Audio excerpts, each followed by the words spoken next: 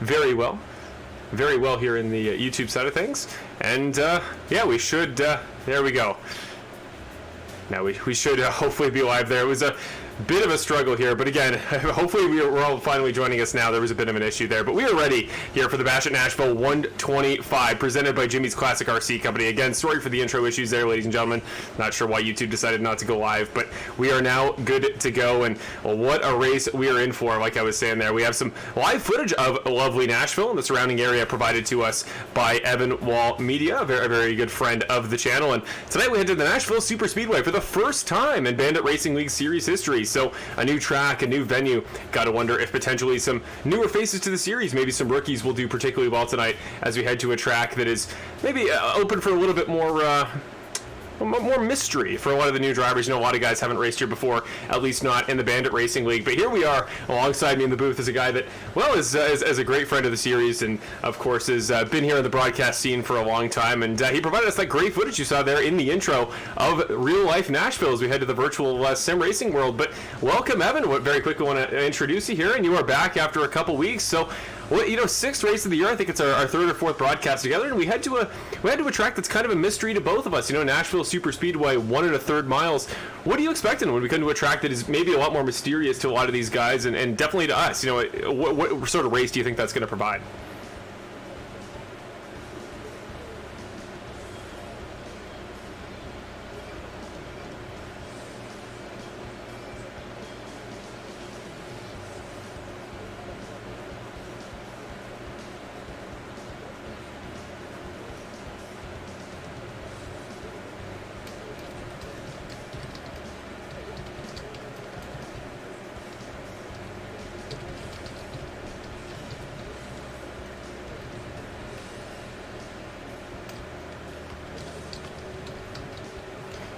Well, we got some info we got to provide you about not just this week, but about last week. But before we get too far into that, first of all, welcome back, of course, to the Bandit Racing League. There is the sim world tonight, the sim equivalent of the Nashville Superspeedway, and we got to talk to you a little bit about tonight's race sponsor. Tonight being the Bash at Nash 125, presented by Jimmy's Classic RC Company, and a really fun sponsor, really cool thing to rep, and on behalf of the Bandit Racing League, of course, being in the sim racing motorsports world. Well, it's not sim racing, but it's certainly not in the conventional motorsport realm. RC racing. We'll give you some more footage and provide you some more details throughout the course of tonight's race, as we are now a little bit behind due to the YouTube tech issues, but they are such a cool company to support. They provide all sorts of top manufacturers as far as RC cars, so high-level RC trucks, various vehicles, and some really fun racing. I've been closely monitoring the RC racing world for quite a long time, and it's just such a fascinating thing to watch. Truly,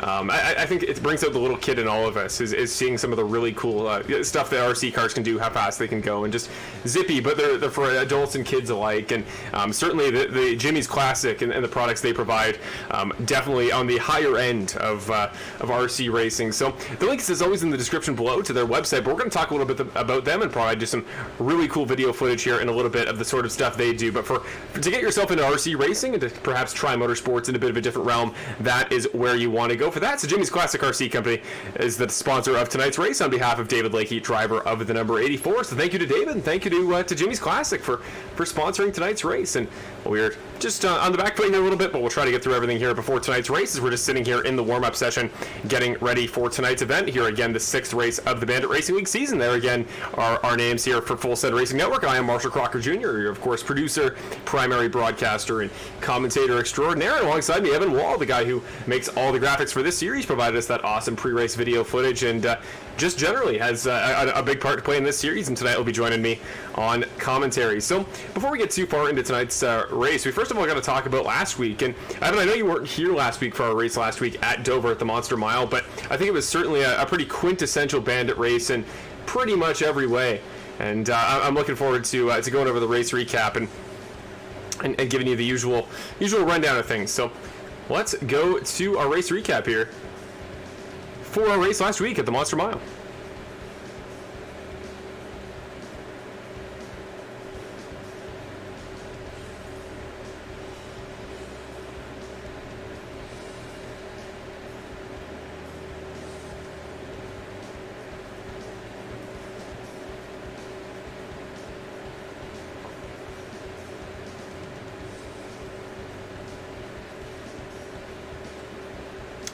And here we go as we cut to our footage of last week's race in the Albatrans 4 124 at Dover International Speedway. It was a race that is, well, it was a track that we knew was going to be tricky for guys to figure out early. Early on, we saw Curtis Yancey making a great save. Clearly one of the guys that was having to come to terms with a track as difficult as Dover International Speedway and its high concrete banks.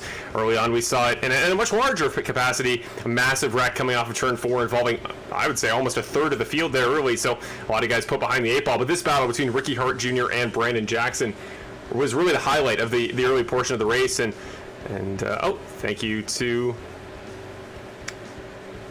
We are having some sort of issue here as far as production-wise. Don't know what the issue is here, but okay, Evan's mic is not working, but we'll get it figured out in just a moment. But here we go. We come back to the highlights here. You're just seeing highlights of the throughout the race portion of the kind of the middle of last week's event there at Dover. Brandon Jackson and Nick Nickerson were primarily the two guys going at it there, leading a large majority of the race. But later on, it was Benjamin Lacy who would take advantage of some late cautions, particularly the one that came out with 3 to go, meaning that Brandon Jackson, the guy who dominated the early portions of the race, did not go on to win the event. Instead, it would be Benjamin capitalizing on quality tire strategy there late and coming away with the race win, his second of the season, and he is now the first driver to score 2 wins in Season 10 of the Bandit Racing League. And again, what a drive it was, what a clutch performance there late, and we will try again. We have reset to Evan's audio, so we're back here, Evan. But yeah, heading into this week, Benjamin Lacy finally becomes the first driver to pick up 2 wins in the Bandit Racing League Season 10 season. And I would say, personally, from my perspective, that just shows how competitive the parity has been in this series so far this season. These Xfinity cars are very wide open, very skill-based, and a lot of guys have had skill at different tracks. And, you know, going tonight to a track that is concrete, is a track that's about 1.1 miles, so kind of an intermediate oval. What sort of guys in this series do you think have a skill set that'll play well to the type of track we're seeing here tonight at Nashville Superspeedway? Well, a couple of guys come to mind. One guy, I'm not going to talk about him a lot. I tend to jinx him a lot, but Brandon Jackson is one guy who tends to come to mind. I think he's going to do good here. He even said he was probably going to do good here. But another guy that I'm thinking of, and my pick for the race to win tonight is going to be Ricky Hart Jr. I feel like he just does fairly good on tracks of this type. Nashville Superspeedway it's a fairly flat track. It's not, I wouldn't call it short, but I wouldn't call it long either. It's one of those intermediate tracks, sort of like that, but it's a flat concrete oval. And you think about concrete, and Ricky Hart Jr. obviously very good at Dover. It's another concrete track. I think he's going to carry that over. I think he's going to do good tonight, and I think he's going to win it here tonight at Nashville. Yeah, definitely would not be surprised at all if that was the case. And speaking of which, we have our pre-race picks, which we're going to try to start doing weekly and try to establish a precedent for giving our insight and our predictions. And really, I think the best part, Evan, of making these pre-race predictions is how stupid we potentially look if we jinx the drivers, the classic commentator's curse, which I did as recently as last week. So you've gone with the driver of the number 1, Ricky Hart Jr., as your pick to win tonight's race, and I think that is about as stellar of a pick as they come. I know last week was the one that he was really looking for in the Albatrans 4 124 at Dover, the race for his daughter, who had just recently turned 4 and was the sponsor of the race. But I think tonight that all that practice has gone to a good place, and again, a very similar concrete racetrack, very progressive, very dynamic banking, which I think will be is going to play well to Ricky's skill set. And he's just, when it comes to experience, you know, you can make the argument that newer drivers will do well at these new tracks because they don't have as much experience to try to overcome from the other drivers. You know, the veterans of this series don't know the track, and neither do they. So maybe there's less of a ceiling to reach. But on behalf of the older drivers, they know the car well. You know, Ricky has been here in the Xfinity car for a number of years on iRacing. He's a veteran of the Bandit Racing League. He is going to know how to race this track, and in turn, I feel like he could be a great pick for tonight. But I'm going to go with somebody a little bit different, somebody who ran, to my knowledge, fairly well in qualifying. We'll get your final results here from the qualifying session that just took place and see who is your Rogue Energy Pole Award winner. But as far as a guy who's been quick in practice, has been quick all season, and I think is going to match the theme of a new racetrack to the Bandit Racing League with a new driver in Jonathan Baker. That is the number 36 of Jonathan Baker. He's going to be my pick for tonight's race, looking for his first win, not only of this season, but in Bandit Racing League Series history. I think Jonathan Baker's the guy to watch out for tonight. He's at a lot of pace at the ovals. He's at a lot of pace, especially at the mid-range tracks, you know, the Las Vegases of the world. So I'm going to take Jonathan Baker. He's my pick for tonight, and that will, again, either make us look very intelligent or very, very dumb at the end of this race, depending on the way that turns out. But there is a guy we got to talk about. Again, Benjamin Lacy winning last week at Dover. First multiple-time winner of season number 10, and that is no small feat, seeing how competitive it's been. You know, guys like Nick Nickerson, guys like, obviously, Cody Welch, who has yet to score a win, Ricky Hart, Kevin Foster. The all-time greats this season, Evan, are just not seeming to run away from the pack as much as guys like Benjamin Lacy or Alec Daffin. Yeah, they definitely have. Competition this season has been a lot closer, and I feel like that's made it a lot more fun to watch, and that might make this race a little bit more interesting because, you know, with it being closer, this track is also one of those ones that's harder to drive. It's a little bit harder to get control. We talked about guys kind of sliding all over the place, and I feel like this is a track that might set it apart a little bit. You might see a little bit of a difference between the drivers up front and the drivers in back. That's at least what I'm guessing going into this, but we're going to have to find out at the end of 125 laps here. Yes, we will indeed, but before we get to that, we got to show you your pre-race lineup, see what the grid looks like, and as we've seen so far this season, the starting grid can have a massive effect on driver success throughout the race. Guys that qualify up front have historically done well towards the beginning, but maybe have faded off towards the back in the last couple weeks. First and foremost, we got to announce your Rogue Energy Pole Award winner. There he is, driver of the number 15, Christopher Hamilton for GFR Racing, runs the fastest time here in practice, so as qualifying for the Nashville Superspeedway event here in the 6th race of season 10. So he will be your pole sitter, the number 15 for GFR Racing. Christopher Hamilton starts alongside Alec Daffin, who's had a great year for himself so far, on row number 1. Nick Nickerson and Cody Welch, two veterans of the series, two extremely talented drivers, roll off in the second row. Then it's Gary D. Moore and Mason Flagar doing extremely well, qualifying 6th. Jonathan Baker, my pick for tonight, alongside Sean Britt.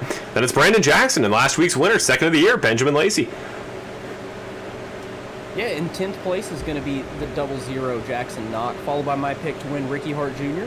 Then you got teammate Kevin Foster, the 8 car, in 12th, followed by Co Canales in 13th, Presley Gilson in 14th, John Graham in 15th, followed by Curtis Yancey, Keegan Clark, Brett Guzik, Tony Hilbrands, and Jason Greenwell in 20th.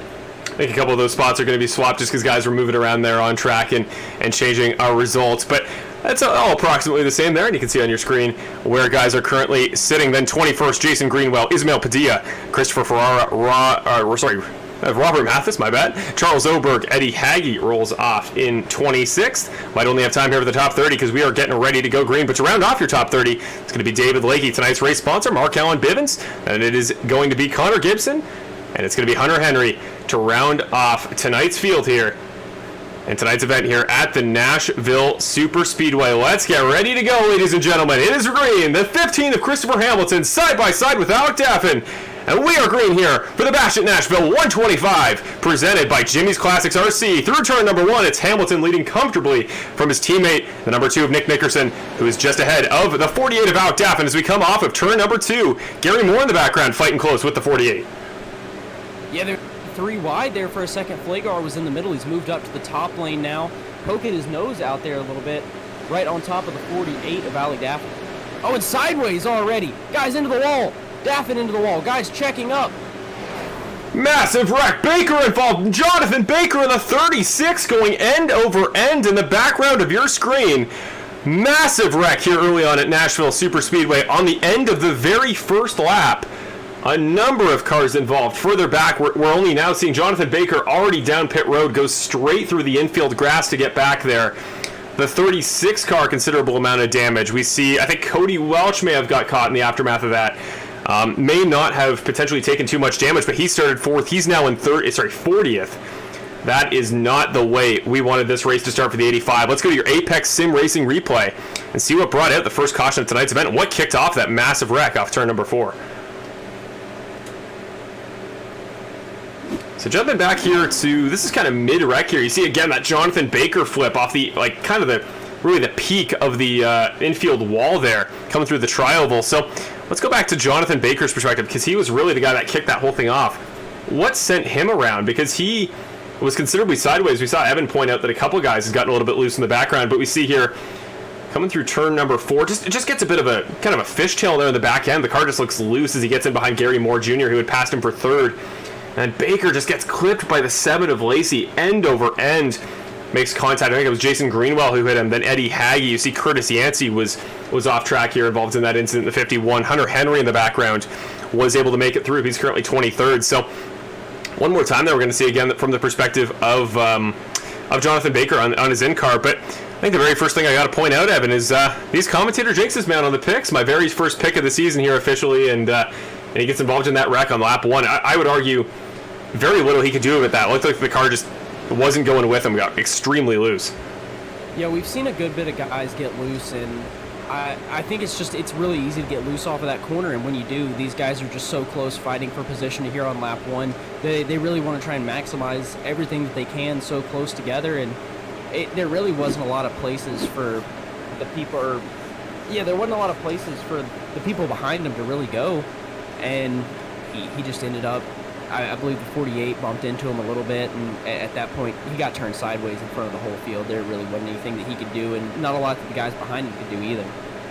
Yeah, unfortunately, not at all. It was kind of out of his control there, as the car just did everything it was supposed to. It just did it a little bit too aggressively, sent him spinning out to the right into the inside wall. So there's your first caution of the day. As we see, the lights on the pace car are still on. Christopher Hamilton, the Tempe, Arizona native, tonight's Rogue Energy Pull Award winner, still your leader after the very first lap of the race. But very quickly here, let's we'll get a chance to talk a little bit about tonight's race sponsor. That, of course, again, is Jimmy's Classic RC Company, and they have a really cool video they sent us to give you maybe a little bit of context for what the world of RC racing looks like, and just some really cool footage that we really wanted to show you guys.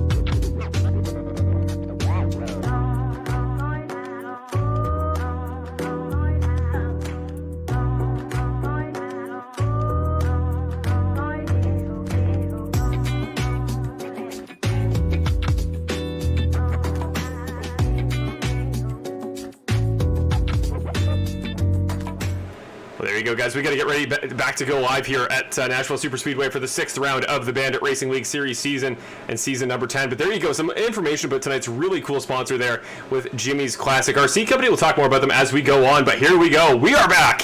Green flag here for the second time. We only went one lap in the first race start. Hopefully we can get a couple green flag laps in on this one, but once again, Christopher Hamilton in the 15 car, tonight's pole sitter, comfortably out to the front of the field, and his teammate Nick Nickerson, once again, really good start to go with him. It's a GFR Racing 1-2 at the start of restart number 1.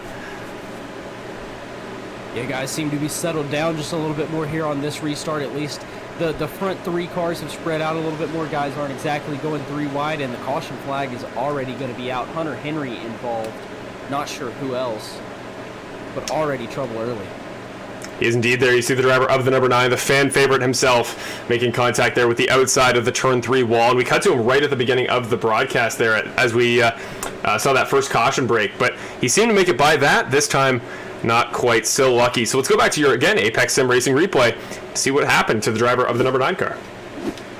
So here is Hunter Henry coming off of turn number 2, right behind the 77 of Charles Oberg. Makes a little bit of contact with him, actually, gets into the back bumper, sends him around, and as far as making contact with somebody in a racing incident, that is about the most immediate karma I've seen in a very long time. Just a little bit of contact there off the back bumper of the number 77. That got him squirrely, and the 77 bumped straight back into Hunter Henry and sent him around there. We're going to go on board here with the driver of the number 9. But, yeah, and that just looked to me like a little bit too much contact, and the guy that caused it, you could argue, is the one that got the worst of it.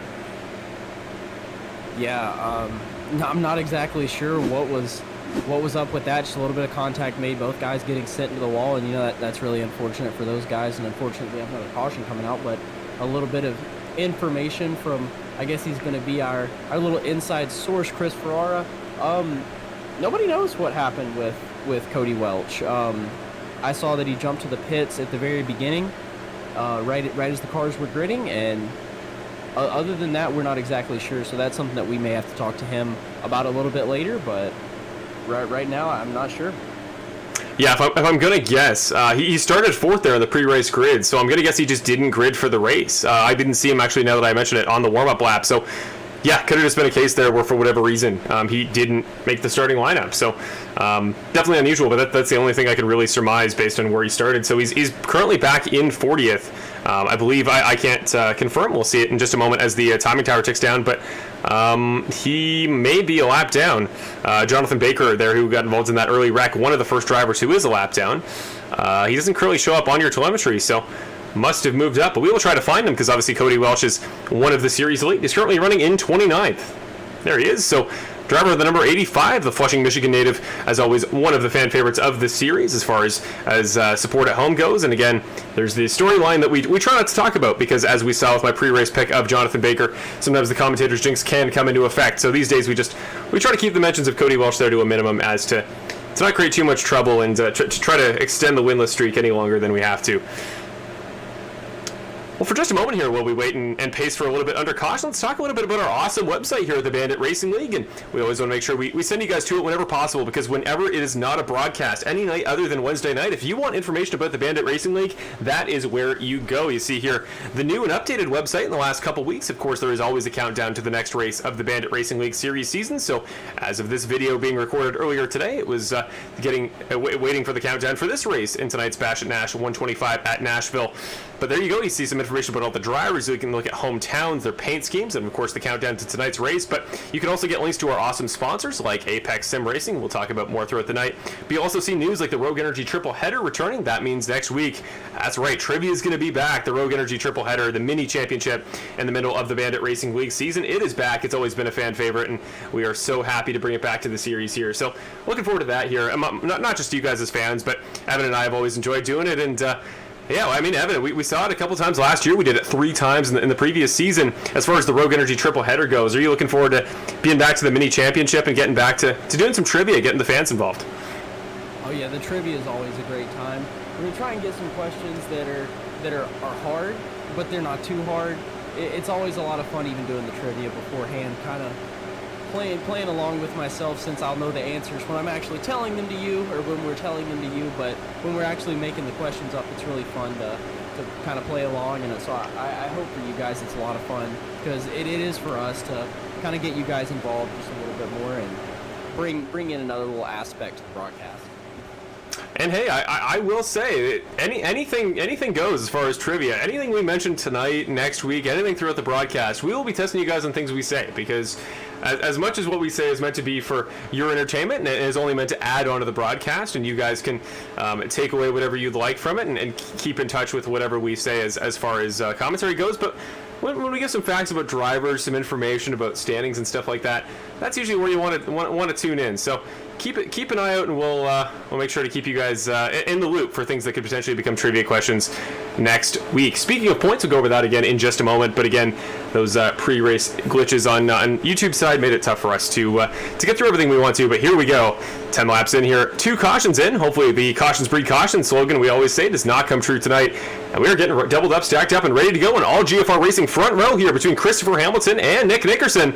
And we are green. Great jump in the number 15 car. Christopher Hamilton will lead the field back into the first turn for the 3rd time in tonight's race.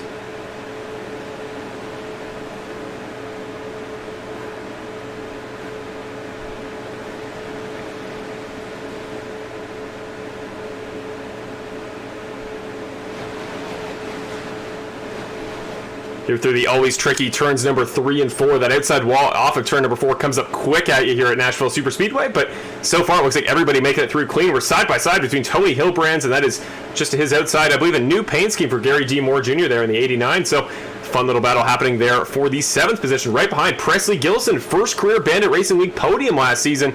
The 19 car is going to look to make it 2 in a row here as he battles with Co Canales there for the number 9 spot.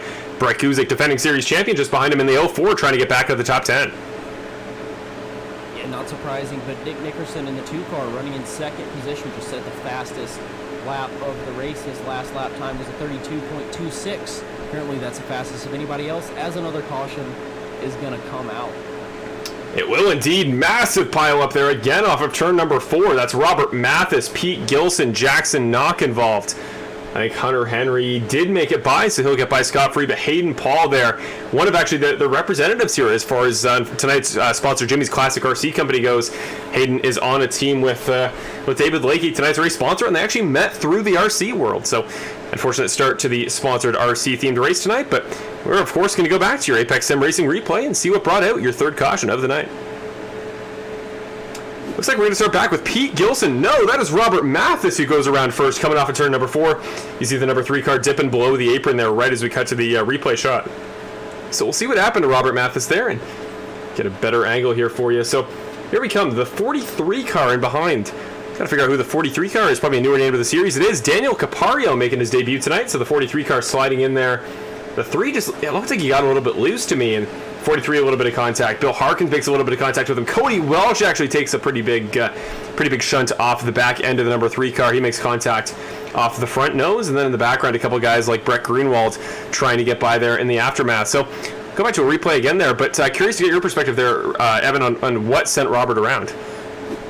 Yeah, I mean, I think it's just what we've seen a couple of times, just guys getting loose, going into the corners, and that's something that we read in the comment section. Who was it that said that? Dawson Guzik, very easy to snap loose off the floor is what he said, but specifically mentioned that the setup for the first couple of laps was extremely loose, and then it settles in and it gets a little bit tighter later once the run goes on. So I feel like we're still just seeing that as soon as these runs are starting, guys are loose, and it seems like it's a snappy loose, because as soon as they go down into the turn, it seems to just snap loose on them, and they really can't control it too well. And I feel like we've just seen that a couple times. Hopefully these guys will get a little bit used to that, get a little bit more comfortable, and we won't see that too much anymore. Yeah, hopefully so. It's just crazy to see the amount of, not even driver error, but almost car error. I mean, in the Bandit Racing League, we're used to having fixed setups that are iRacing design. Typically, iRacing design setups not particularly too bad as far as being user-friendly, friendly to drivers learning a track. And of course, a lot of these guys, like we've talked about, this is a new track to the Bandit Racing League. A lot of guys don't know Nashville Superspeedway, but it doesn't even seem like they don't really know how to drive the track. It's just, they're taking pretty conventional racing lines. Like Robert Mathis was just kind of hugging the inside line, and the car just didn't want to go with him. So, not particularly sure what the issue is, but well, let's take a look at your series points here for just a moment, because, well, we got to kind of contextualize the season as a whole heading into tonight, and there is one very interesting thing we want to take a look at here as far as the points go, and you'll notice it right as we put them up on the screen. That's right, we have a 3-way tie there for the top of the series points between, well, actually Benjamin Lacy with 2 wins should be there at the top of that leaderboard, but it's Benjamin Lacy, Nick Nickerson, and Curtis Yancey all tied at 193 points apiece, just ahead of Brett Guzik and Ricky Hart Jr. with 167 and 164 apiece. Now remember the format for this season. It is not a win and you're in playoff format as it has been in past years, so you win one race in the series in the past, and you're suddenly into the playoffs regardless of the rest of your season on points. That is not the case this year. This year, I believe it's the top 11 drivers will make it into the Championship 5, or the 5 races at the end of the year, the little mini playoff there with all the points evened out to determine a champion in those final 5 races. So the top 11 would currently make it, meaning Benny Hogan would be the cutoff driver there, though he is currently tied with Eddie Hagge, and as well as Cody Welch with 130 points getting in. They currently seem to have the tiebreaker. So fascinating to see just how close the points are all throughout, but particularly that top 3 battle here for the top of the points. And Evan, those 3 guys have had such different seasons so far. I mean, Nick Nickerson, Benjamin Lacy, Curtis Yancey, Benjamin the closer, Curtis the guy who's really shown a new side this year as far as consistency, and of course Nick, one of the best in the series, maybe just had some bad luck this year. All 3 very different paths to get where they are now.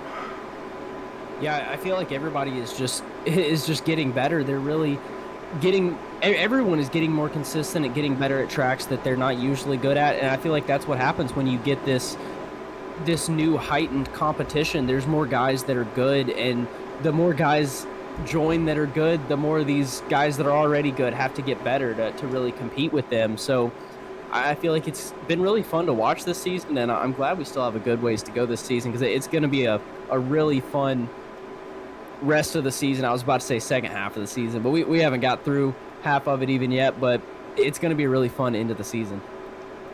There you see scrolling by the rest of your championship standings here in the Bandit Racing League season number 10.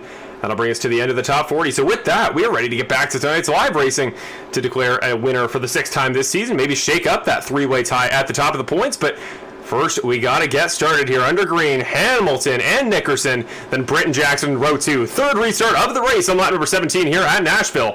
And once again, it's going to be the driver, the number 15, Christopher Hamilton, leading us down to turn 1. Nick's gotten close at the start of these last couple times. Can Nick Nickerson take the lead back early? Yeah, Hamilton with a pretty good jump there, but of course you see Nick Nickerson is going to be right on his tail, and so is Brandon Jackson. I think one of Brandon's main ideas is that he probably wants to stay up front. I asked him before the race, I was like, hey, how do you think you're going to do? He said he felt like he was going to do good, but he said he also felt like he was going to get wrecked. His luck hasn't really been there, so with that thinking, I feel like he's probably going to try and stay up front, try and stay out of as much trouble as he can. We've already seen the cautions that we've had, and I feel like that's probably one of Nick's ideas, and probably some of these other guys at front. They probably just want to stay up here. They've seen the cautions that they've had. They don't want to be involved in that back in the pack. They just want to get up front and out of the way.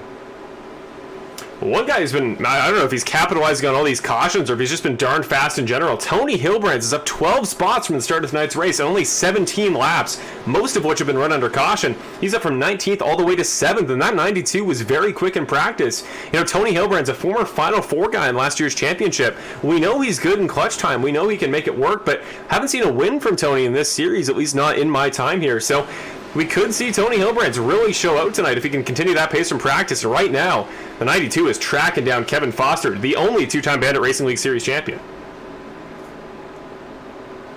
Yeah, and this is one of those racetracks that we were talking about a little bit beforehand. I can imagine Kevin Foster would be fairly good at this racetrack, but I can imagine that Tony Hilbrands would be good too. I feel like Tony is one of those guys that is good when the car's on the edge.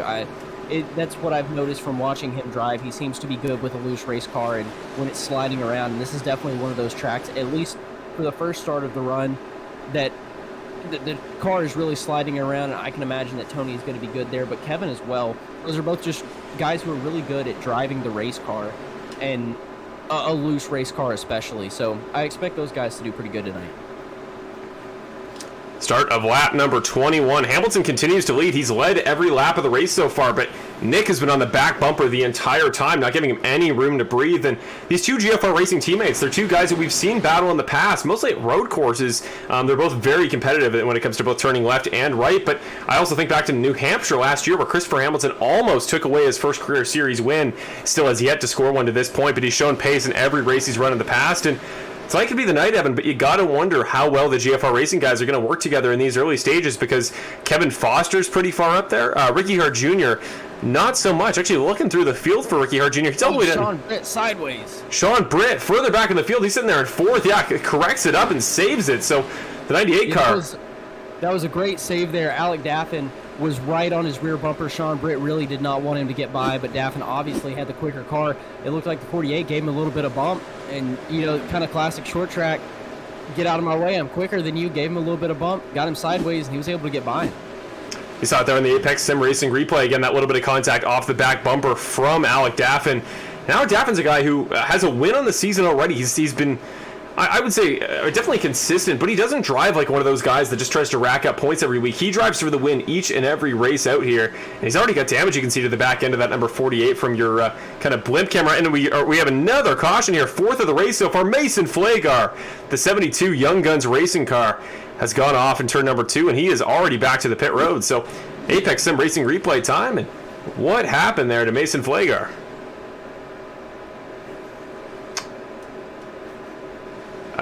There we go. So it must have been an internet issue because you see we did not have any footage from Mason Flagar from his time going through that corner. All of a sudden he blinks back in and a car has made contact with him. So typical internet issue. Unfortunately, just the downside of running on a sim is things like that are going to happen. And you can see here, just if he's not on our telemetry, he's not on theirs, and all of a sudden he's going around. So I would actually suggest that he probably made solo contact with the wall, then got hit by another car, and hopefully not resulting in too much damage, because the worst thing on any sim or any platform that relies heavily on internet connection is to have a wreck that wouldn't have otherwise happened had it not been for an internet error. So that is the worst thing possible, and hopefully it was just a solo thing and nobody took damage. Brandon Jackson and Alec Daffin playing games with the rest of the field there, doing a really late fake off to try to get guys to go down pit road. Joshua McQuiggan further back in the field does the same thing. And that 29 car, speaking of the 29 car, he has moved up 24 spots from the start of tonight's race. Same with rookie and making his debut tonight, Daniel Caprario, driver of the number 43. He's up 26 spots all the way up there from starting the race in 41st position. He's now up there in 15th. And the first guy to come down pit road legitimately there further back was Benjamin Lacy. And, for a lot of guys pitting back there from maybe 24th, 25th, where he was sitting into pit road at this early stage in the race, not a huge deal. When Benjamin Lacy at this point makes a kind of off-strategy pit call, I do take notice, because at this season, at this point in the season, or this point in the Bandit Racing League in general, if he's proven anything to us, Evan, it is that when Benjamin makes a strategy call, it's usually the right one. So I don't know if it's just a damage situation. I know he was partially involved in a wreck there a moment ago, but when Benjamin goes off strategy, it is not necessarily a bad thing for him. Yeah, Benjamin is definitely a very smart driver, and he definitely knows what he's talking about and what he's doing when he comes down pit road, so he's definitely going to be a guy to keep an eye on. He's not going to be one of the ones that's going to be out front anytime soon with that strategy call, but he's definitely going to be a guy that I'm going to be keeping an eye on for the next couple of laps, especially. He's putting himself in a fairly risky spot, but the thing is, he was already towards the middle of the pack, so going back a little bit further isn't going to hurt him too much, and it may help him out on the fuel strategy side, so that's something we'll have to watch as the race goes on. Watching here as the cars head under the tower for the start of lap number 26. We are officially 1/5 of the way through the race, 20% here as the lights in the pace car remain on for another lap. So, well, we talked about the Bandit Racing League website, but kind of a sort of a spin-off, you could argue, side of that you can access through the Bandit Racing League website, which is, of course, linked in the description below, is our merch site. And while the Bandit Racing League merch continues to diversify, and that's why we wanted to kind of update this video and show you what cool new stuff we've added to the merch store since this video was last shown. One of my favorite pieces there being the new Bandit Racing League Season 10 t-shirt. I always like the classic design here to support the series, and by in turn supporting the brand, you're kind of representing every driver who drives for the Bandit Racing League there. So some really cool stuff for GFR Racing. You see that double number 2 and number 8 hoodie for Kevin Foster and Nick Nickerson, 2 defending series champions in their own right, and 2 and 1 championships apiece respectively. But you also see some stuff like drinkware, you see some stickers, you see some just everything under the sun that you can think of, phone cases, even sweatpants and things like that. Everything is available there on geezerauthentics.com, the merch portal for the Bandit Racing League. Anything as far as merch for the Bandit Racing League goes. So if you want to support a driver like Cody Welch, Kevin Foster, Nick Nickerson, or if you just want to get yourself some general Bandit swag, that is where you go for it. So as always, check the link in the description below, as Geezer Authentics is always linked down there, and anything else you see throughout the broadcast, we like to leave there in the description. As well, we also want to shout out Apex Sim Racing. As always, Apex Sim Racing is a great source for anything as far as sim racing, accessories, things to actually get into sim racing yourself. So if you want button boxes there that allow you to control anything within your car, from a realistic, physical, tangible button box, just like a real life NASCAR, that is where you want to go for that. As far as wheelbases, actual steering wheels go, everything you need to get started to get into the Bandit Racing League and get into the sim world in general, that is the best place you want to go. And as always, use code BANDIT for 5% off your purchase there at apexsimracing.com. So again, as always, go to the description below, use code BANDIT for 5% off your purchase. And again, I'm always looking to upgrade my rig throughout the course of the year, maybe before the next race where I make my debut in a couple weeks at Watkins Glen. Might have to get myself some new stuff courtesy of Apex Sim Racing there. So thank you as always to our sponsor Apex Sim Racing, and for being the sponsor of anything as far as flashing back to some replays and things we missed on the broadcast and the final white flag lap.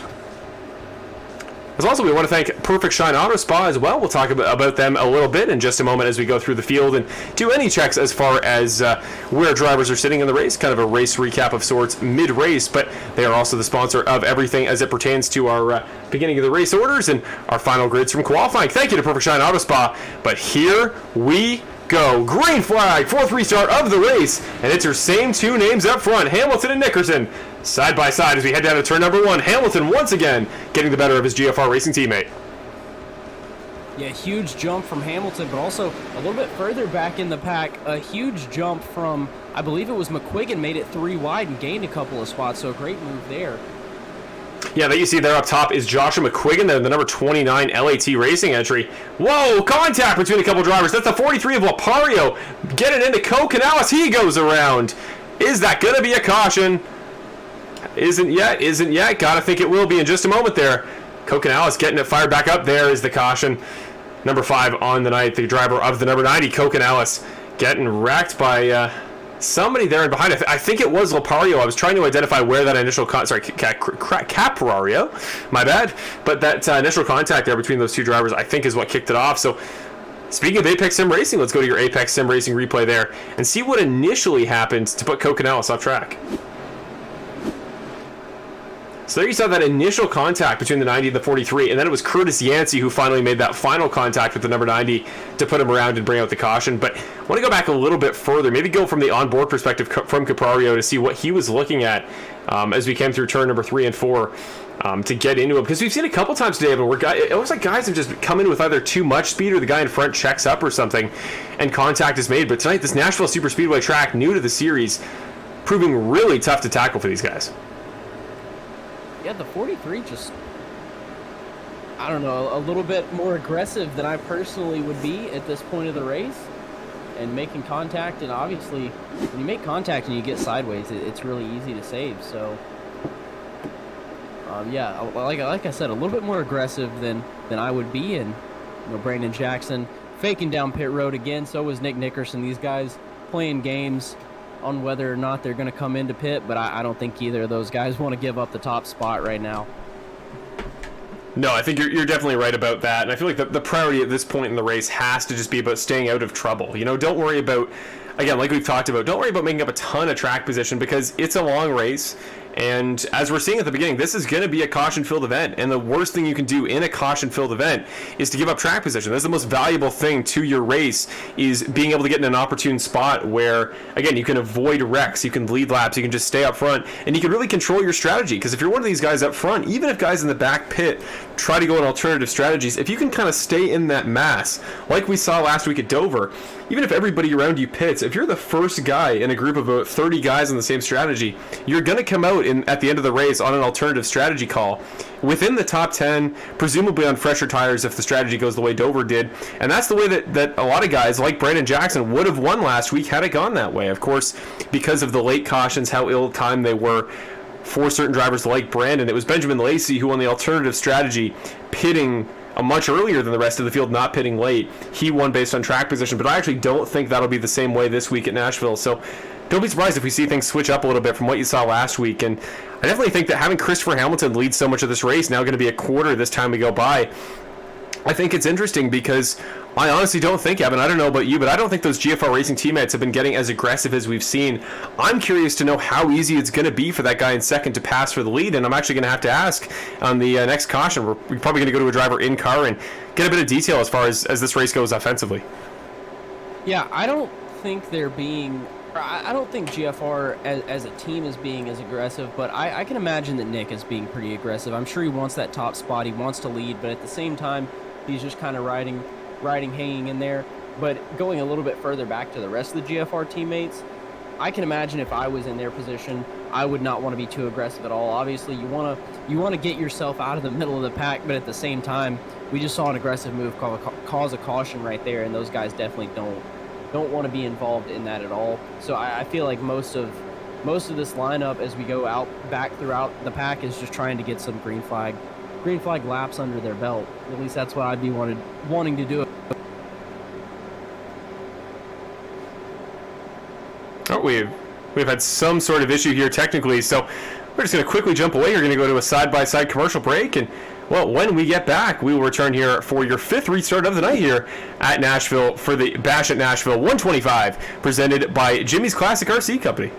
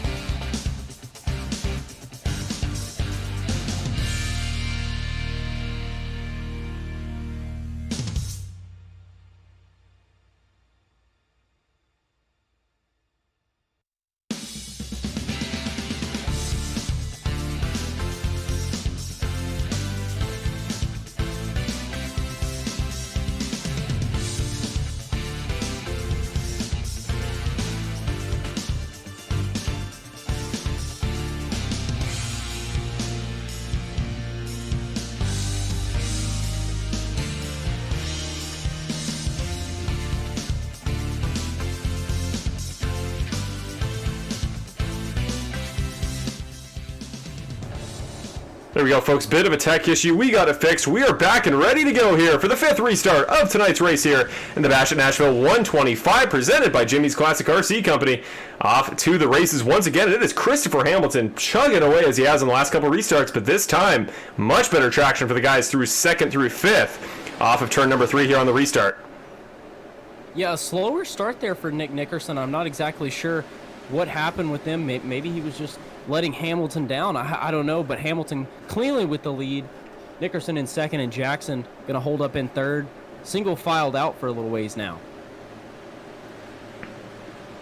Again, we've had the exact same issue. I don't know what is going on here as far as the display, but we will keep up with you and we will fix it in just a moment when we get the chance. But through turns number 3 and 4 here, once again, it is the driver, the number 15, is just dominating here in the early portions of this race.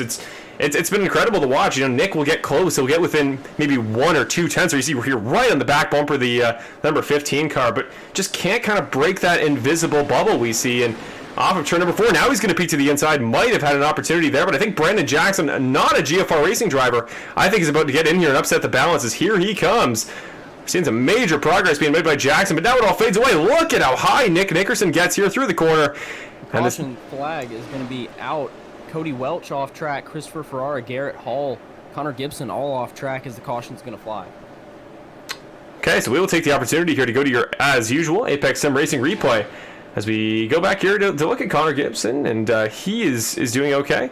So we'll go back and check. We'll see your Apex Sim Racing replay, and then again, we're going to jump away to a quick commercial. We'll be back in just a moment here.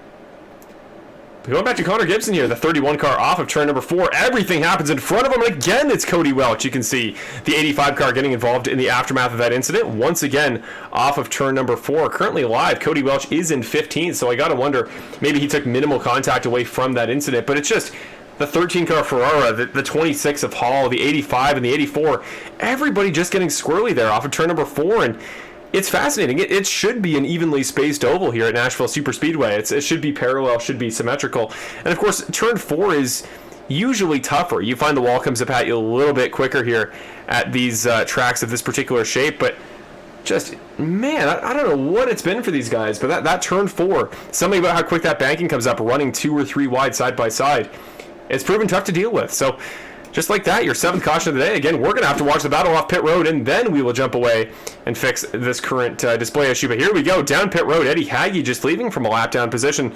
Hopefully doesn't get in the way of the driver of the number 15 car, Christopher Hamilton, as he comes down pit road. But here we go. I think, Evan, as we've seen minimal passing on the racetrack, this is going to be the most crucial, probably, portion of the race so far to this point.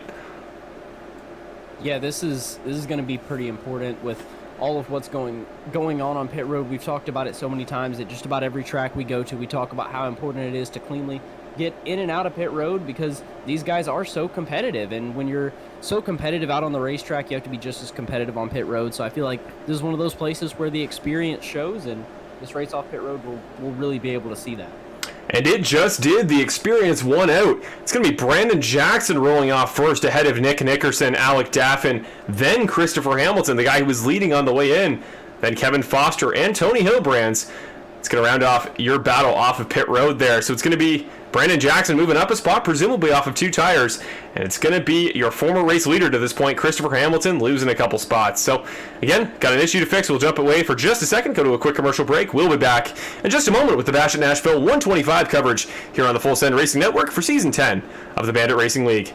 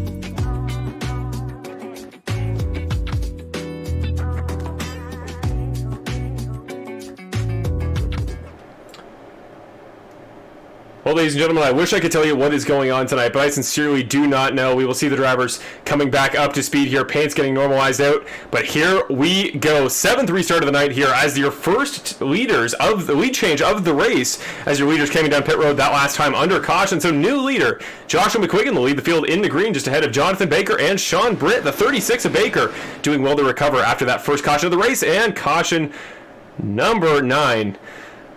My goodness, man, Nashville Superspeedway, not an easy track to figure out, it would seem. Yeah, not an easy track to figure out, and apparently not an easy track for our computers to figure out either. You know, broadcasters get unlucky too, it's a thing that happened, but so did David Lacy. Looked like he was involved in that accident. Yeah, David Lacy in the 84 car. Going to bring out this. Holy cow, there was a lot going on there. Again, it just seems like every wreck, the 85 car of Cody Welch is involved in some capacity. So we will go back there from his perspective. Not that he caused it, but just that he was in the vicinity where he always seems to be tonight. Just like Treble cannot avoid the 85 of Cody Welch. So going to go to the onboard view from the 85 of Welch. So he gets in a little bit low, but just, I think contact there up top from, was that not Jackson Knox new livery? It was Lacy, but there was somebody just under him. I wonder if it was Ismail Padilla there, driver of the number 66. He kind of slid in there late, so let's see what happened from Padilla's perspective, because he was kind of in an interesting spot here. He was mid-pack too. Welch gets low. Might have actually been that Welch made contact with him first. I'm having a tough time telling. Curious to get your perspective on that one, Evan. Yeah, well, it looks like they were 3 wide, and Welch sent it down there on the bottom, and he sent it down right in that corner. I'm not by any means saying that it's the 85's fault. He was just being aggressive and trying to get positions, but I don't know if the 66 knew that they were 3 wide or not, and it looks like he may have just come down a little bit on Welch, and that in turn made him pop back up and get into the 84 Lacy. Well, unfortunately, with all the issues we've had tonight, that I think finally the lucky part is I think we've finally got it figured out and hopefully solved for the rest of the race. But luckily, it feels like we're not that far into the race, Evan, because we're only on lap number 44 thanks to the number of cautions, largely related to cars getting loose here at the beginning of tonight's race we've had. So luckily, we still have plenty more race to go, and hopefully we're going to be flawless all the way to the end. But yeah, it looked like Cody Welch getting a little bit bored, maybe a little bit overzealous there on the bottom, trying to send it 3 wide. But it's been a long season for him, and definitely as far as tonight's race goes, there's a lot that he's got to overcome. Coming from the back of the field there, not getting the start that he wanted, not even starting at the beginning of tonight's race, going a lap down. The fact that he's fought as far back as he has is extremely impressive in its own right. So hopefully he can make his way through. Didn't seem to take any damage away from that incident. Just kind of bounced off him, did the 66 of Padilla. So we will keep an eye on him throughout the rest of the race. But we're going to take a moment here to go to your, for the first time in tonight's race, your perfect shine auto spot through the field here. Let's just kind of check in with some of your drivers, maybe get a bit of a recap here for the sort of race the top 10 drivers in tonight's event so far have been having.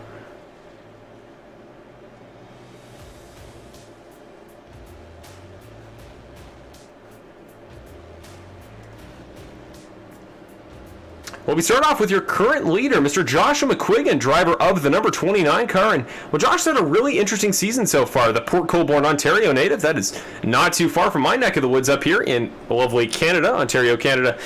He has had a great start to the season so far. Really a great start to his time in the Bandit League, I would say, as Josh has been kind of a fixture there in the top 10, top 15 week to week. He shows pace at really anywhere. Road courses, these mile-and-a-half sort of oval racetracks. Maybe not so much at the road course. Not so much at the super speedways, but Joshua McQuiggan, plenty of speed throughout the year. He was very quick at Dover. He comes back again tonight on the alternative strategy, and he is leading on said alternative strategy, which, as we've seen in the past with guys like Benjamin Lacy, can be the place to be when it comes to the late, fuel and tire strategy side of the race. And I wouldn't be surprised if we see Joshua McQuiggan having a good rest of the night for himself. Jonathan T. Baker there in second place, driver the number 36. He was involved in that very first wreck of the race, made it look like my pick for the win tonight was going to be perhaps kind of a rough one, but no, since then he's recovered well. He's back up to second. Again, those same things I said about McQuiggan, copy that, just one spot back, sitting on the outside of the front row here off the restart, which has not seemed to be a particularly great place to be. That lower line has just been dominant so far, but we'll see what he can do here, move back up through the field, and maybe my pick of Jonathan Baker for the win tonight may not end up being so bad. On the inside of row number 2, it is Sean Britt, driver the number 98 car, qualified very well for himself up there in 6th. Kind of a quiet start to the race. Remember, he had that contact with Alec Daffin where he went a couple spots back, and from then he kind of just sat there in the top 5, but now he sits on the inside of row number 2, right to the inside of Connor Gibson, who was also involved in that earlier incident. That Plaid Lowe's number 31 car sitting on the outside of row number 2. Just ahead of John Graham and Curtis Yancey, two guys who are, I feel like, one we know quite well in Curtis Yancey, one we maybe don't know quite as well in John Graham, but John's got the opportunity here to get off to a good start, maybe putting that 96 car up in the top 5 and maybe even the top 3 there, move his way up through the field. H&M Motorsports is Robert Mathis, H&M Motorsports being the team of Robert Mathis and Garrett Hall, just ahead of Curtis Yancey on the inside of row number 4, just inside of Benjamin Lacy, and though he may be sitting back there in 8th on the alternative strategy, as we've established in the past, you can never count Benjamin out no matter where he is in the field. So there you go. There are your top 8 here, courtesy of the Perfect Shine Auto Spa through the field. As always, Perfect Shine Auto Spa's website linked in the description below. Huge sponsor of the series. Always great to go check them out. But here we go. 47 laps into tonight's race. 9th caution restart of the night. It's been one of those sorts of races so far, but now we get ready to go to green as Joshua McQuiggan takes us down into turn number 1 ahead of the side-by-side battle between Sean Britt and Jonathan Baker, which is heating up early on. Big send down the inside from Britt. Yeah, side-by-side right now. The 98 of Britt and the 36 of Jonathan Baker side-by-side down into the corner, right on each other. It looks like the 36 is going to have the advantage, but we'll see. Baker should have it off the corner. Maybe not. Darn close, though, as we cross the start-finish line here for the start of this lap. It's going to be Baker to the outside again, that higher line that has not been so dominant. It looks like the speed you get off that higher line where you should get more momentum off the corner just doesn't matter so much here at a shorter track like Nashville Superspeedway. As we see it continue, the side-by-side battle just in front of Connor Gibson, so some newer names in the series. They are duking it out here tough as we come through turn number 3, and again, running incredibly clean, giving each other room, but I think that inside line just too dominant. It is indeed. Sean Britt gets the pass done for second. That inside line tonight, Evan, it seems unstoppable. If he can get down there and put enough pressure from the bottom line on the guy up top so that they can't squeeze you down, I think you're just going to take the spot tonight. Yeah, I think this track is definitely a bottom-feeding track. We obviously see there's not much of 2 lines, but the thing is, it's easy to mess that guy up on the bottom. We saw somebody earlier when the guy in front of them was a little bit slower than they were. He gave him a little bit of a bump, messed him up just enough to push him up the track and get under him. It's one of those classic tracks where you can do that classic short track racing move, a little bit of a bump and run, but obviously, as many cautions as we've had, it's hard to do that because you don't want to mess that guy up too much. Looking back here at the battle for 13th, and that is Christopher Hamilton trying to charge his way back through the field after that pit stop there, his first of the race under yellow on caution number 8. And since then, he's been stuck in traffic here. You see Tony Hilbrands to his outside on the same strategy on newer tires. Going to challenge the 15 car, maybe get that spot around the outside where it seemed tough to pass all night, but currently your leader there on that conventional strategy, you would say, pitting on lap number... I'm forgetting now. It was very recent to this point. Nick Nickerson, currently your best guy on that strategy. He went up to second, just behind Brandon Jackson, who beat him off of pit road. And I think Brandon, if I had to guess based on just how quick that stop was, I believe he took 2 tires. So would not be surprised if Nick is using that rubber maybe a little bit better than the 99 cars because he has more of it. And now the number 2 car making progress through the field as he comes back on the train of Benjamin Lacy, trying to get by Caprario. I got to get that name right for him. First race in the series, and here comes Nick down the inside, peeking below the apron there through the trial. We're getting by the number 7. And yeah, a little bit of information looking at the statistics. Brandon Jackson's pit stop was on lap 38, same as Nick Nickerson's. Brandon only took 7 seconds in his pit stall, where Nick took 14. So yeah, Brandon would have taken 2 tires. Nick took all 4 tires. Yeah, that would explain it. So just going to be more rubber for Nick for this point in the race, but potentially more for Brandon later, depending on how he uses the tires. If he thinks this is a case where we could get a late caution, he lost last week's race because of a late caution, because he had older tires, you could argue, and maybe was, as a result, had to take a pit stop, was stuck in the back of the field. Maybe tonight, going to kind of rethink his strategy a little bit. Crazy racing in this portion of the track. You saw Alec Daffin go 3 wide with Mathis and John Graham a moment ago, and now Caprario has Brandon Jackson underneath the inside of him. Welcome to the series. You get to square off against Action Jackson, one of the very best to do it. So Jackson trying to get by Lacy there to go chase down Nickerson, who again on this conventional strategy has become your race leader. But out front, it is Joshua McQuiggan in the 29, pretty comfortably starting to gap Jonathan Baker here now, but a half-second gap to the 36, who we know has been quick based on how well he's run this season. Yeah, definitely a fast driver. We'll just have to see how this pit strategy turns out. Josh McQuiggan up front, he has not pitted yet. Neither is Sean Britt or Connor Gibson in third and fourth position. Jonathan Baker sitting there in second. He did pit, but it was only on lap 2. I'm assuming he got involved in an incident there and had to come down on lap 2. So even though he did pit, it wasn't for too long. So yeah, basically the top 4 drivers have not pitted, but there you can see how the fresh tires don't mean too much because these top 4 haven't pitted. They got that track position and they're still sitting up here up front. They really haven't lost spots to these guys with the fresher tires back behind them. So that may be something to keep note of, a little thing to remember, that obviously tires aren't that big of a deal here tonight. Well, the other possibility is just that maybe these guys didn't take as many tires as we thought. Maybe instead of Nick taking 4 and Brandon taking 2 like we suspected, maybe it's Nick took 2 and Brandon took none. Very good possibility. I mean, you're definitely going to want to save them for later if tires are as important as we've heard they are. But up front, things are getting dicey, and Jonathan Baker just shoots right by Joshua McQuiggan. The 29 car considerably off the pace there as he loses the spot to both Baker, Britt, and there goes Gibson. What is going wrong for Joshua McQuiggan? He's off the racetrack. I don't know if he's run out of fuel. If we go on board, makes it a safe entry down onto pit road, but I mean, you can see it there. I don't know if he's just on low speed because he's coming down pit road, but the rev limiter almost at bare minimum. Don't know what's gone wrong here for Joshua McQuiggan, but suddenly your race leader, having such a promising start so far, we talked about him earlier on in tonight's broadcast, is now out of the event, and suddenly, well, who else is your race leader but my pick for the race win tonight, Jonathan Baker, now trying to break away a little bit of a gap, currently 3.5 tenths to Sean Britt. Here comes Connor Gibson. Oh, he pits up, locks up the brakes. He came in a little bit late into the pit lane area. I think he hit the pit entry cone there, took some of the grass on the way in, saves it there. Will now pit, but interesting like pit time here for some of these guys. Joshua McQuiggan back out on the racetrack. Just I don't know what to think about that, Evan. I don't know what I would assume that would be.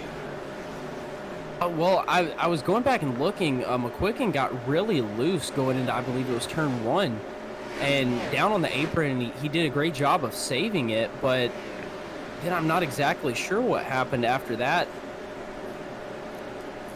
Looking back here at this battle for third, which based on the speed the number 2 car has right now, could become the battle for the lead in just a moment, but Curtis Yancey and Benjamin Lacy one by one getting picked off by the driver of the number 2, and in the background there, Brandon Jackson not losing any time to this pack despite the much shorter pit stop. So Brandon's doing something well in that car, and it's paying off for him, staying just outside of the top 5 alongside Alec Daffin and Christopher Hamilton, both other guys we know have pace. But yeah, Nick is really chasing down the guy in front. If we do a lap time comparison here between Sean Britt and Nick Nickerson, the 2 guys here, I think it's going to show that I think Nick has definitely been faster these last couple laps. Here we go, going to go to the comparison here between the 2. So yeah, you see indeed, Nick has been faster 4 of the last 5 laps there, including by a couple tenths there on that last lap by on lap number 59. So number 2 car he's hurrying the heck up here. He's really put himself in gear. And Jonathan Baker coming down pit road now. Remember, that earlier pit stop there does mean he needs to pit a little bit earlier now. And down he comes. So Nick Nickerson momentarily, if he keeps the speed up, should take over the race lead. But Sean Britt putting up a hardy defensive line there into turn number 1. Yeah, Britt is definitely doing a great job of not making it easy for Nick to get this lead back. And I mean, that's really what you've got to do at this point. Nick has the better tires on you. You really don't have anything to lose. You just got to try and stay out there as long as you can and be as much of a roadblock as you can without, getting either one of you in trouble. Here he comes, Nick Nickerson down onto the apron there on the tri-oval. But Britt still trying to fight him back. Should have better momentum onto the corner entry, but Nick, just a master of his braking points there. Gets it held down, gets it on the inside line. That inside line has been dominant offensively tonight. The number 2 car should take over the race lead here off of turn number 3 and 4, but again, Sean Britt in the 98 still dead even with him into the turn 3 braking zone.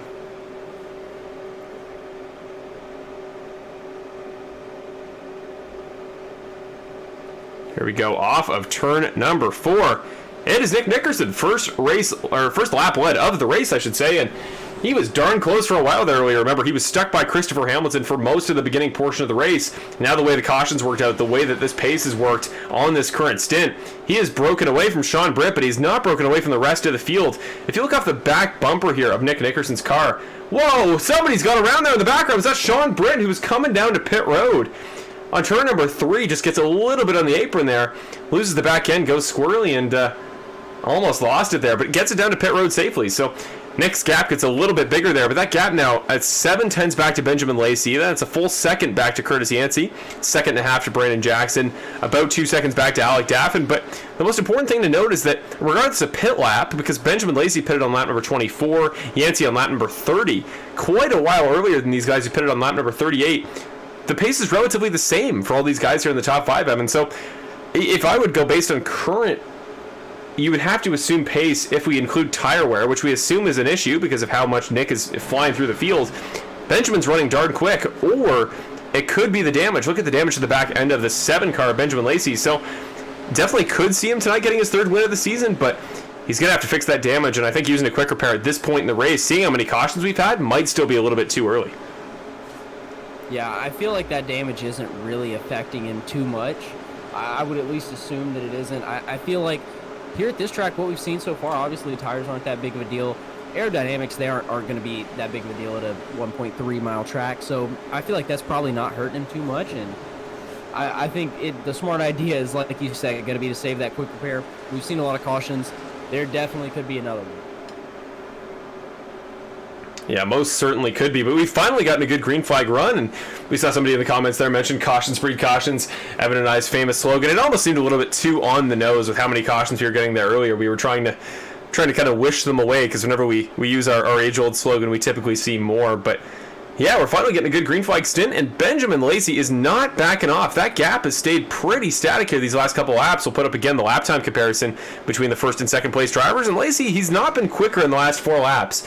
But he's definitely staying with him, and this pace, we've talked about it all season, Evan. What a year it's been for Benjamin Lacy, and we got a couple stats here to back it up. It's just incredible what we've seen when the caution comes out.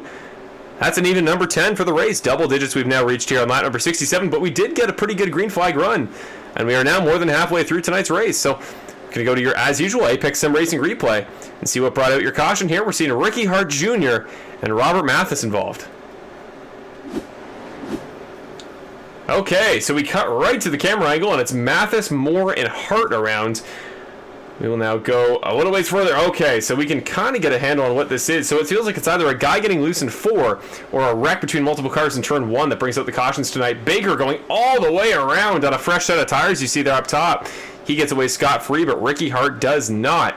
Gets tangled there in an actually very similar incident. I think, Evan, that looks almost identical to what we saw with Cody Welch, Ismail Padilla, and David Lacy a moment ago. Yeah, that is fairly similar. Almost 4 wide this time, though. Instead it was 4 wide, yeah. And yeah, unfortunately, this track just isn't one that can handle 4 wide very well. But I guess back to what's going on right now, and the real interesting thing, looks like just about everybody's on pit road. They are indeed here. Race off of pit road is going to be, if we can go to the end, which I don't think we can. I heard it was about 50 laps on fuel, which we're getting close to. If we get enough cautions, could potentially see guys make it to the end if we had a solid green flag stop, or a green flag stint, I should say. But here we go. Pit lane camera. Who's going to win the race? Keep an eye on that car in front. Hamilton got on pretty well. See if anybody takes fewer tires to win the race off pit road. Who is that in the background? That white car. That's Curtis Yancey. He just barely gets beat by Nick Nickerson, who beats him off pit road. Then it's Daffin, Hamilton, Guzik, Lacy, Tony Hilbrands. That's Presley Gilson, last week's first-time podium sitter. That's Mark Allen Bivens, Hunter Henry. Jonathan T. Baker gets by, as he just pitted a moment ago. Actually should go to the front of this pack unless he gets beat by a few cars coming off the pit road. It's going to be close, but Christopher Ferrara after that, of course, he's kind of been our inside insight throughout the course of the race so far, and we're going to cut to him in just a moment if possible and do a bit of an interview with him to see what this race has been like from a driver's perspective. But then Kevin Foster and Daniel Caprario round off your top 14 there. But Nick Nickerson, most importantly, your new race leader there after a yellow flag pit stop. Doesn't get much better than that, Evan. Pitting and still coming back out as the race leader. Yeah, and looking at it, everyone took 4 tires there. No quick pit stops, so everybody should be on fairly equal ground here, pitting on lap 68, all across the board, all the way down to 29th position. Everybody just now pitted, and assumingly took 4 tires, because all these times are 14 plus seconds.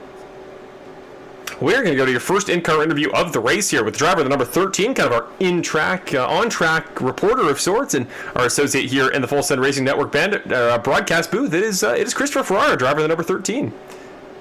Hey, Chris, marshal up at the broadcast booth. You got a copy? Hey, what's going on? on? Oh man, Chris, it has been quite the race here tonight at Nashville. This track is just seeming brutal, whether it be cars kind of fishtailing on exit, being loose, whether it be guys having a tough time running anything more than 2 or 3 wide. Just what's it been like from a driver's perspective, and what's it like running just outside the top 10 right now? Yeah, it's been tough all night. I mean, a lot of cautions, obviously.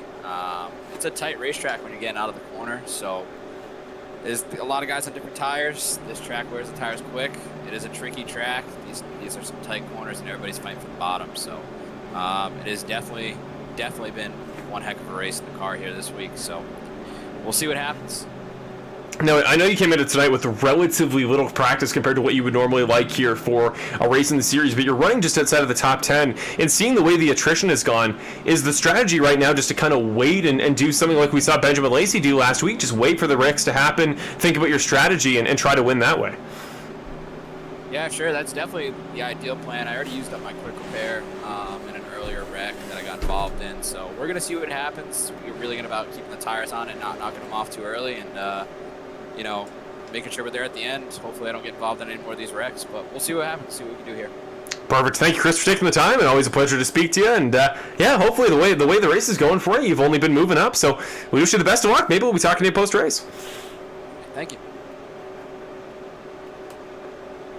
There we go. Great. As always, you got a chance to talk to Chris Ferrara. He knows plenty about racing, and that is why he is our kind of unofficial, but fairly official in-car reporter here in the Full Send Racing Network coverage of the Bandit Racing League. He often joins us in the broadcast booth here, and great to see him on the racetrack doing quite well in that Apex number 13 car for Apex Sim Racing.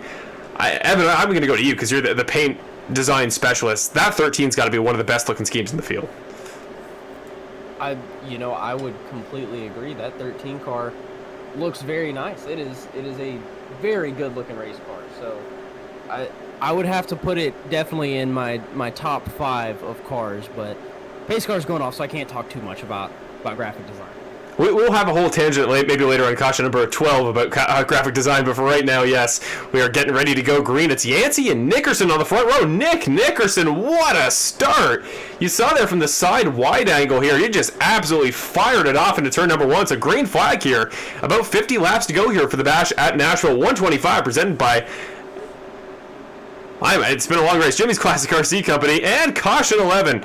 We are one closer to that 12 I just mentioned. Man, Nashville Superspeedway, man, what could be said about it? Forget the Monster Mile. Forget Darlington being the track too tough to tame. This is something else. It's going to be Sean Brett, who's had a great race so far, too. It's these guys that just do so well that get caught almost immediately up in something. Looking further in the field, got to identify some cars here so we can see who to jump to.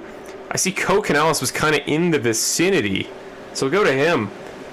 Ismael Padilla, though, as well. I think he was kind of caught in whatever that was. No, so it was the 43 car of Caprario getting involved momentarily with Brandon Jackson. At least they were very close on track, making a little bit of contact. That's what it was. So turn 1 again, just trying to go 3 wide. It doesn't work. It just doesn't work. Brandon trying to send it underneath, making a little bit of contact, and he's Action Jackson for a reason, but man, there was just so much going on there. I think it's so tough, Evan, because it's 50 to go. Like, it's not a ton of time. It's 30-second laps here. That could theoretically be about 20-25 minutes of race time. But I feel like at this point, from what we've learned, you're just better off waiting around. Not getting too aggressive to get yourself involved in these things, because when guys make that move 3 wide, that's when we see things like we just saw with Jackson and Caprario. Yeah, and I'm not exactly sure what happened, because Jackson and Caprario, they had that little incident, and then after that, I believe some more guys got stacked up. And I assumed that they were connected, but they might not be. I'm not exactly sure what happened there.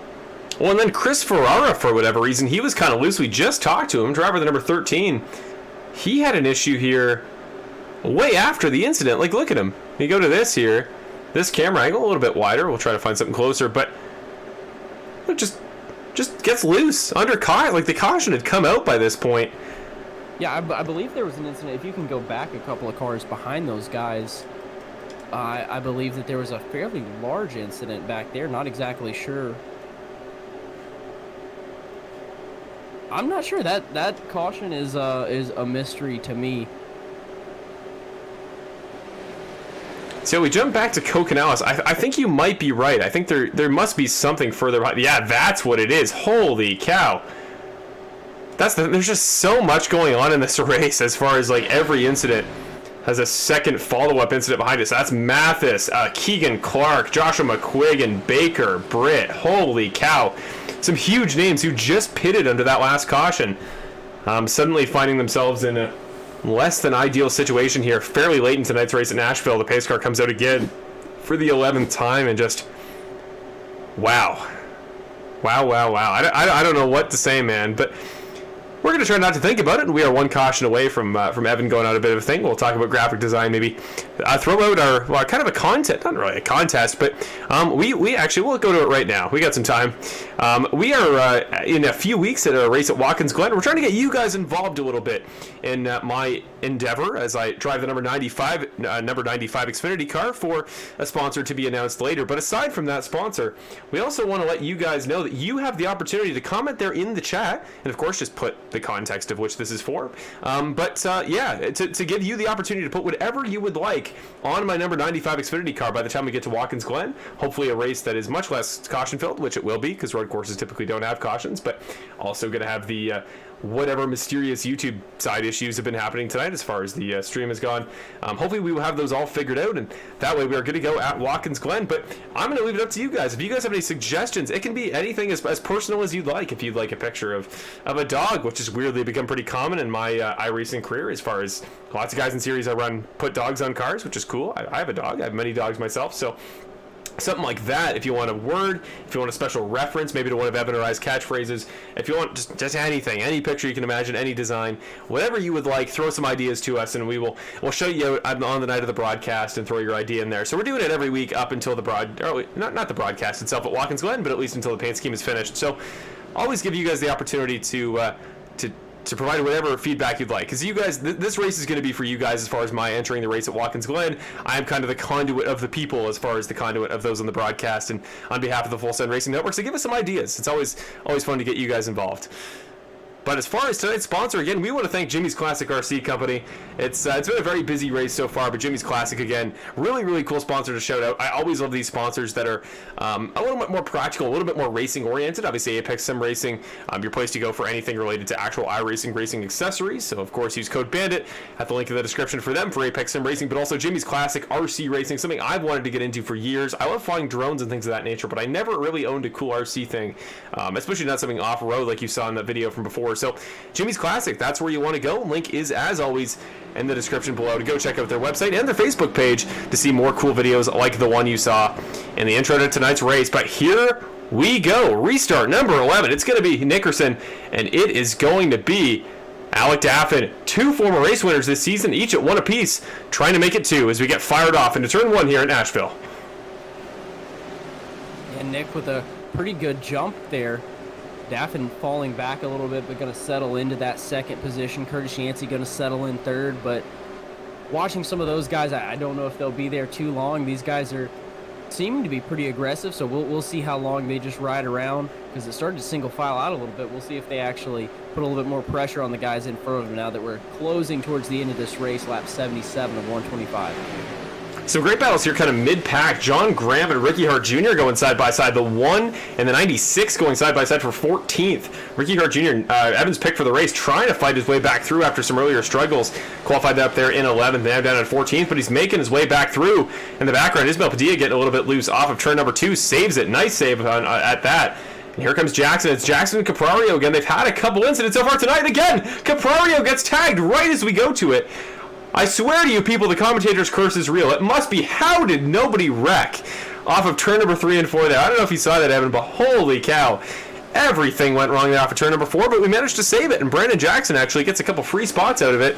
He's up to 15th. It was a great job from all those guys being able to save it. We've seen already in this race how difficult it is to save your car when it gets sideways, and those guys did a great job. Hopefully, since it's not such an early run, it's getting, these guys are getting a little bit more comfortable for one thing, but also the setup might be tightening up a little bit, which is, good news for us. Maybe we can get another little green flag run in here.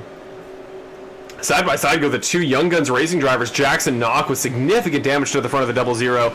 He's battling it out with the 02 car of Nolan Gross. He's the American flag themed number 02 on his car. And Terry Condis kind of in the middle of this pack, that Home Depot number 32. He is currently a lap down, so it's kind of throwing a wrench in the plans of these two guys trying to battle it out here for what is a battle for 24th. And it's Jonathan T. Baker there in 23rd, the guy that was my pick for the win and was doing so well early.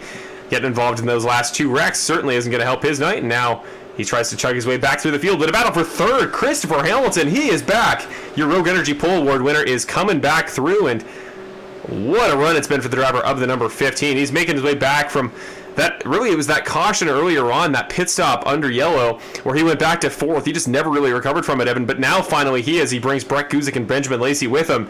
He's getting back in the equation, and if he can show that pace he had in qualifying, and he can make up that 1 second gap to Nick, the 15 car might not be out of it for his first ever race win.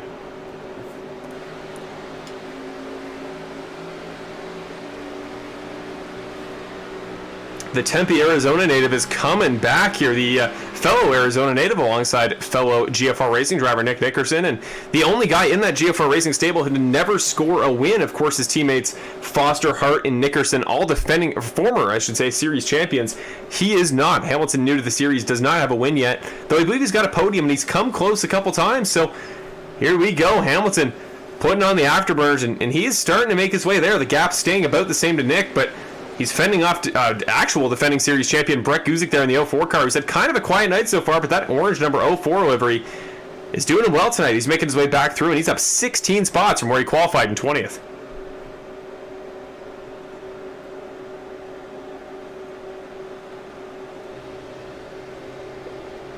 Here you see on board with the number 7 of Benjamin Lacy, and he's gotten back on the same strategy. He is legitimately in 5th now on even tires, even fuel, even everything, and he's making it work there. That number 7 car starting to get back in the groove. You see how close he's gotten to Brett Guzik, and as Brett Guzik tracks down the 15 of Hamilton, so too does Benjamin Lacy. So don't be at all surprised if we see Benjamin Lacy, the closer, as I'm going to start calling him, because he has closed a lot of races recently. Don't be surprised if we see him getting back up into contention for the win once again. But here we go, side by side, Yancey and Gilson. Don't forget Presley Gilson last week, first ever podium for himself in a race at Dover. Slides in front of the 51 car. Nice little kind of outside reverse slide job there for the 19. And now he chugs away as we see the onboard from Yancey. The 19 car definitely more momentum, as Yancey just did not get the grip for himself off turn number 2. Yeah, we're seeing Curtis Yancey fall back a little bit, which surprised me because this is one of the tracks that I would think he's good at. Curtis seems to be one of those guys that's good with a loose race car, and you know, maybe that's the thing. As this race has gone on, his car is starting to tighten up, and that may be causing him to fall back a little bit, whereas some of these other guys are heading forward just a little. Yeah, Curtis definitely knows how to work the wheel. He has got some of the quickest hands in the series, which is why he's often so good at those tracks like the road courses, like the shorter ovals. But he's doing quite well for himself tonight. It's been a great year for the 51 car. He's, don't forget, tied for the series points lead with Nickerson and Lacy. Of course, 2 guys ahead of him currently in the race. Incredible that he's would lose the tiebreaker right now despite being in 7th. So what a race it has been so far for Yancey, and what a season in general. I think we've said it before about him, but I think this is really the year where Yancey has turned over a new leaf as a driver and now has that legitimate championship potential that we've seen before. We've seen the ceiling for Yancey be as high as championship contention, but we haven't seen it for an extended period of time. I know we're only 6 races in, but another good race tonight, staying top 3 in the points, that would, in my mind, put him in definite contention for legitimate championship hardware this year.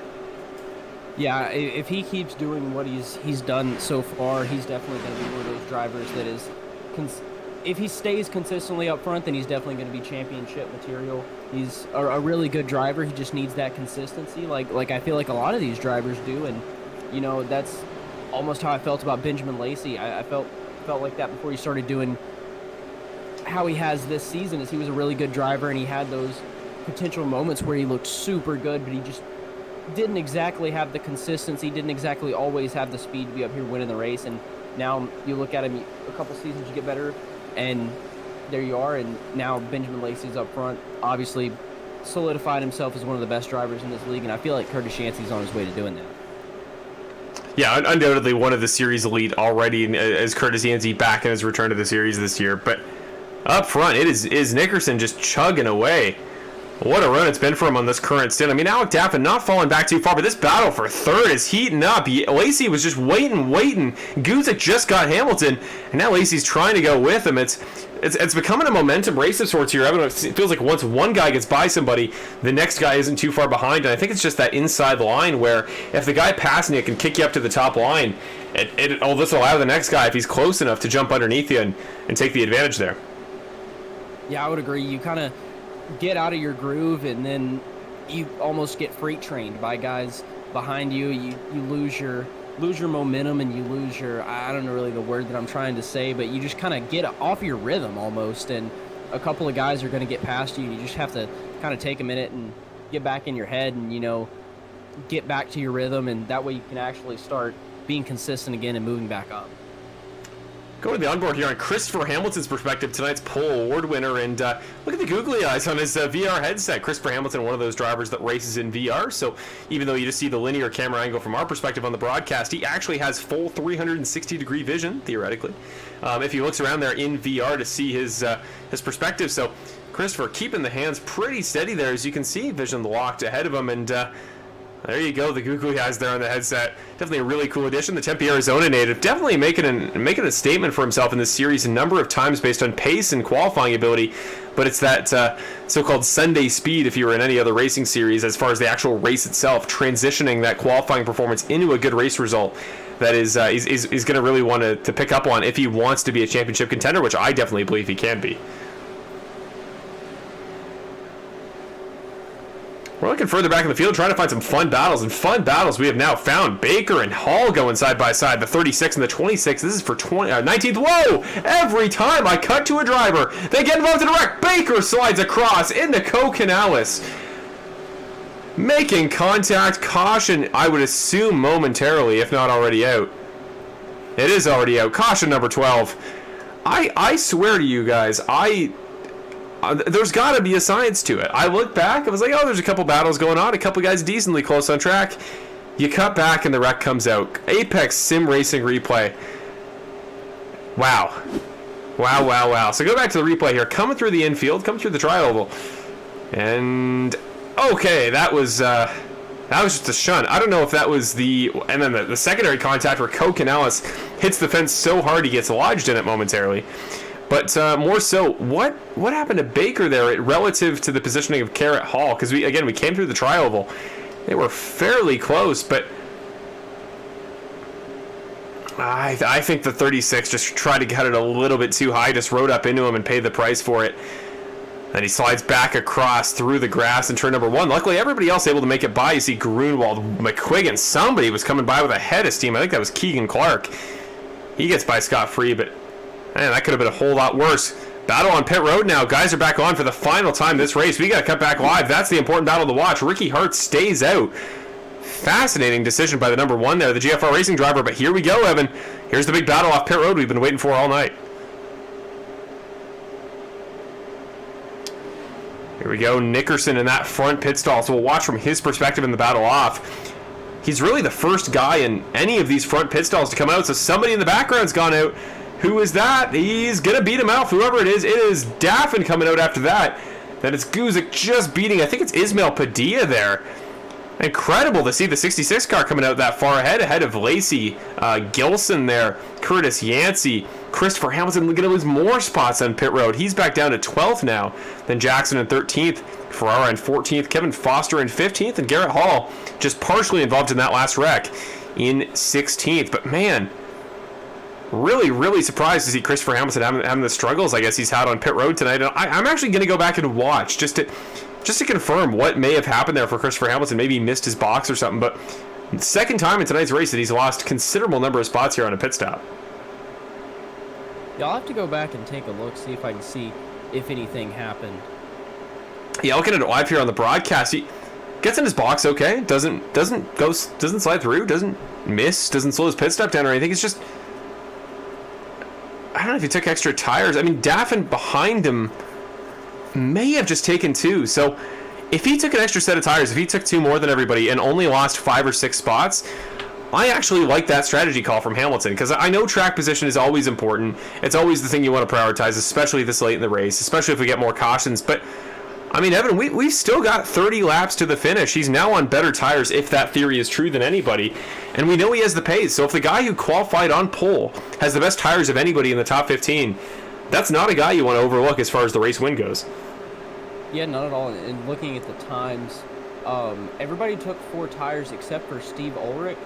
They're in second position, but he didn't pit this lap. So back on lap 73 when he did pit, he only took 2 tires. But as far as pitting this time, everybody took 4 tires except Ismael Padilla. They're in 7th position.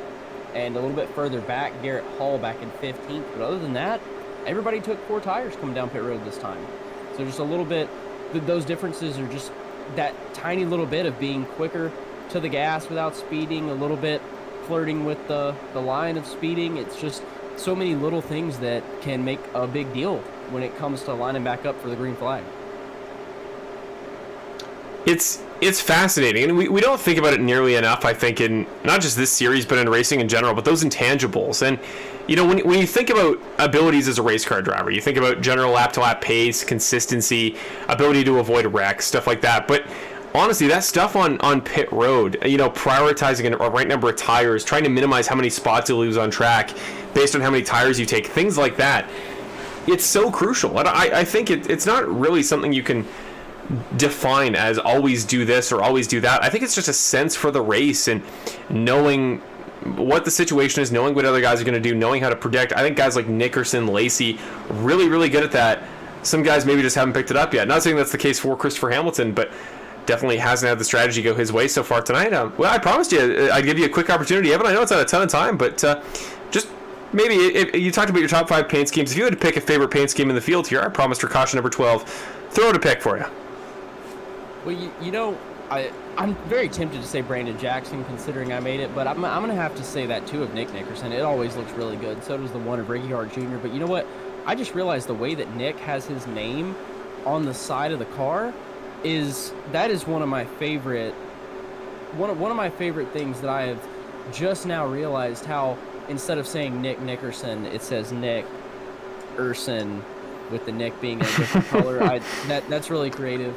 And I really like that. I think that looks really good. So I would have to say that would be my favorite. There you go. Our graphic design shout out of the race. I have never noticed that, but we've gone back green. We'll take a look at it, and we're going to have a great opportunity because Nick, no, we aren't. Caution comes out. Lucky number 13 there as we head through turn number 2. And Nickerson's going to get a free spot. He won that battle on the second row there to get right up behind his teammate, Ricky Hart Jr. So the 1 and the 2, the GFR Racing teammates, are going to be side by side on this next restart, provided they don't pit, which they shouldn't. But that's caution number 13, ladies and gentlemen. Off to the Apex Sim Racing replay to see what happened. And again, I think it was Sean Britt there in the 98. Yes, it was. This is getting nuts, Evan. We go back to the replay here. I'm trying to identify as best we can what happened. Stuff just seems to happen tonight. That seems to be the theme here at Nashville Superspeedway. I can't tangibly understand why they happen. Just guys seem to be having trouble. I think in this case, look at the damage to the front end of Garrett. No, that wasn't it either, because the car in front of him checked up. I'm losing my mind here, Evan. I got to be honest. It's been a long night. There have been a lot of troubles on and off track, so you know, things happen. So Christopher Hamilton, that was the issue. Christopher Hamilton kind of checked up there very quickly. You saw that stopped Ferrara, who stopped Hall, who then stopped the 2 guys who actually got involved in that wreck between Sean Britt and Hunter Henry, who made contact. I don't know if he just missed a shift or something like that, but very uncharacteristic. You can blame maybe newer drivers or less experienced drivers all you want, but Christopher Hamilton's as experienced as they come, and if he has an issue, that is... that says something about the sort of night we're having. Guys just seem to be off their game a little bit.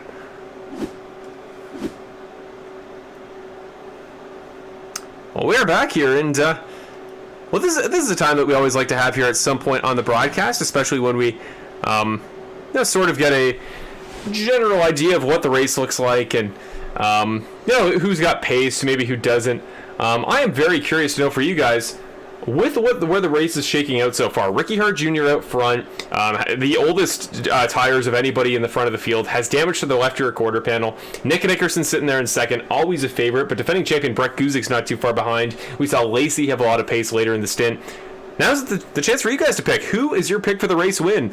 And the last 20, 25 laps or so of tonight's race, who do you think is going to win the Bash at Nashville 125 as we cross the line for lap number 101? So I'll throw it to you guys. Leave your picks down there in the chat. As always, we always like to get your guys' personal opinions and maybe analyze and see what is favorable. But Evan, I'm going to always give you the opportunity. Who do you think? 25 laps to go with what we've seen so far. What way is this race going to shake out from your perspective? I said it before the race, and I'm going to stick it to it. I'm going to stick to it. The one car of Ricky Hart Jr. is going to wind up in victory lane. That's what I think. I said it before the race even started, and I can't stray away from that right now. I don't think it's a bad pick because he is on, let's get an exact number for you, 26 lap older tires than Nick Nickerson. We'll actually put up the pit strategy graphic there on the bottom right of your screen, so you'll see when guys pitted and for what laps and where they are from the start of the race. But you see there, the longest stint by far there for Ricky Hart Jr., that blue bar representing his most recent stop, the blue bar for Nick Nickerson representing his most recent. So as you can see, it's Hart Jr. and Steve Ulrich there, who currently sits in third very quietly in that really nice 25 livery. They are currently the two guys in the top 5 who pitted a whole lot longer ago than all these guys we're talking about right now. Also Caprario as well pitted quite a ways back. But the way this race is shaking out, he should make it on fuel because it's about a 50-lap tank under green all the way, which it certainly has not been. I think we've had 3 or 4 cautions since Ricky Hart Jr. pitted. So I think he can make it on fuel. Actually, he might be pitting as we speak. Below the line? No, he's just trying to fake guys out. Trying to take the shortest lap around the track, actually, maybe to save fuel. But it's working for him. And I think Ricky last week, similar to guys like Brandon Jackson, who got absolutely... the race was thrown awry by the timing of the cautions, just how much it messed up their strategy there, the conventional strategy late.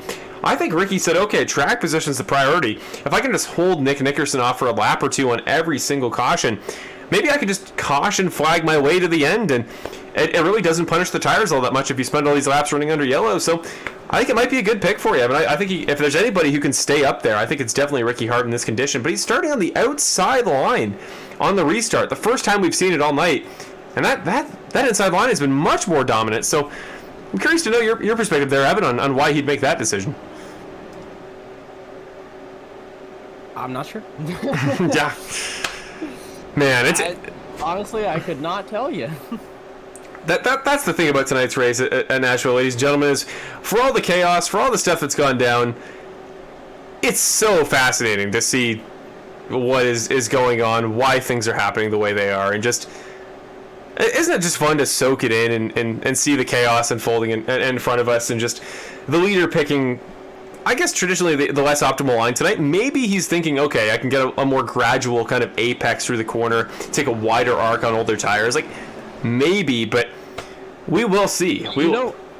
It could be a little bit of teamwork. We might see the 2 drop back and let the 1 come down. I don't know. Very good point, and if that's their plan, it may fail. Brett Guzik, what a start as we get back going for the 13th restart of the race tonight here at Nashville Superspeedway. The 04, the 2 defending series champions, the last 2 champions of the Bandit Racing League, trying to chase down the champion before them. The 3 most recent champions of the Bandit Racing League are going to battle it out for the top 3. That's a great moment in sports if I've ever seen one. The 04 car does not get the pass done. But here comes those new tires, the 2 car of Nick Nickerson, making up a ton of ground in 3 and 4 on a fresh set of rubber. And caution flag comes out. Shortly follows number 14 on the night. And who is involved in this one? Connor Gibson, Jonathan Baker, Eddie Hagee, Gary Moore. I'd say names we've seen before tonight as far as wrecks go, but that's everybody at this point. Yeah, I feel like guys are just starting to get a lot more aggressive here as the race is winding down. Only 20 laps to go almost now, and guys are really just fighting for every single position. And so it was Yancey into Caprario, Foster tagging him in the end, Gilson, Greenwell gets tagged by a couple guys, Connor Gibson as well. Jonathan Baker, actually, he showed up on my telemetry as being involved, but he relatively managed to avoid that for the most part. So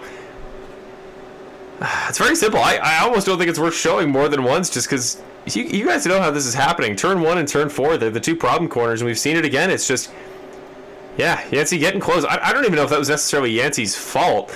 We'll go to the onboard for him just to see maybe his perspective, and I find that's often the best way to contextualize a wreck, is just to see what what a guy's looking at from his perspective. You see damage already to the 43, maybe just didn't have a lot of speed through the middle of the corner. I don't know what I'd say about that.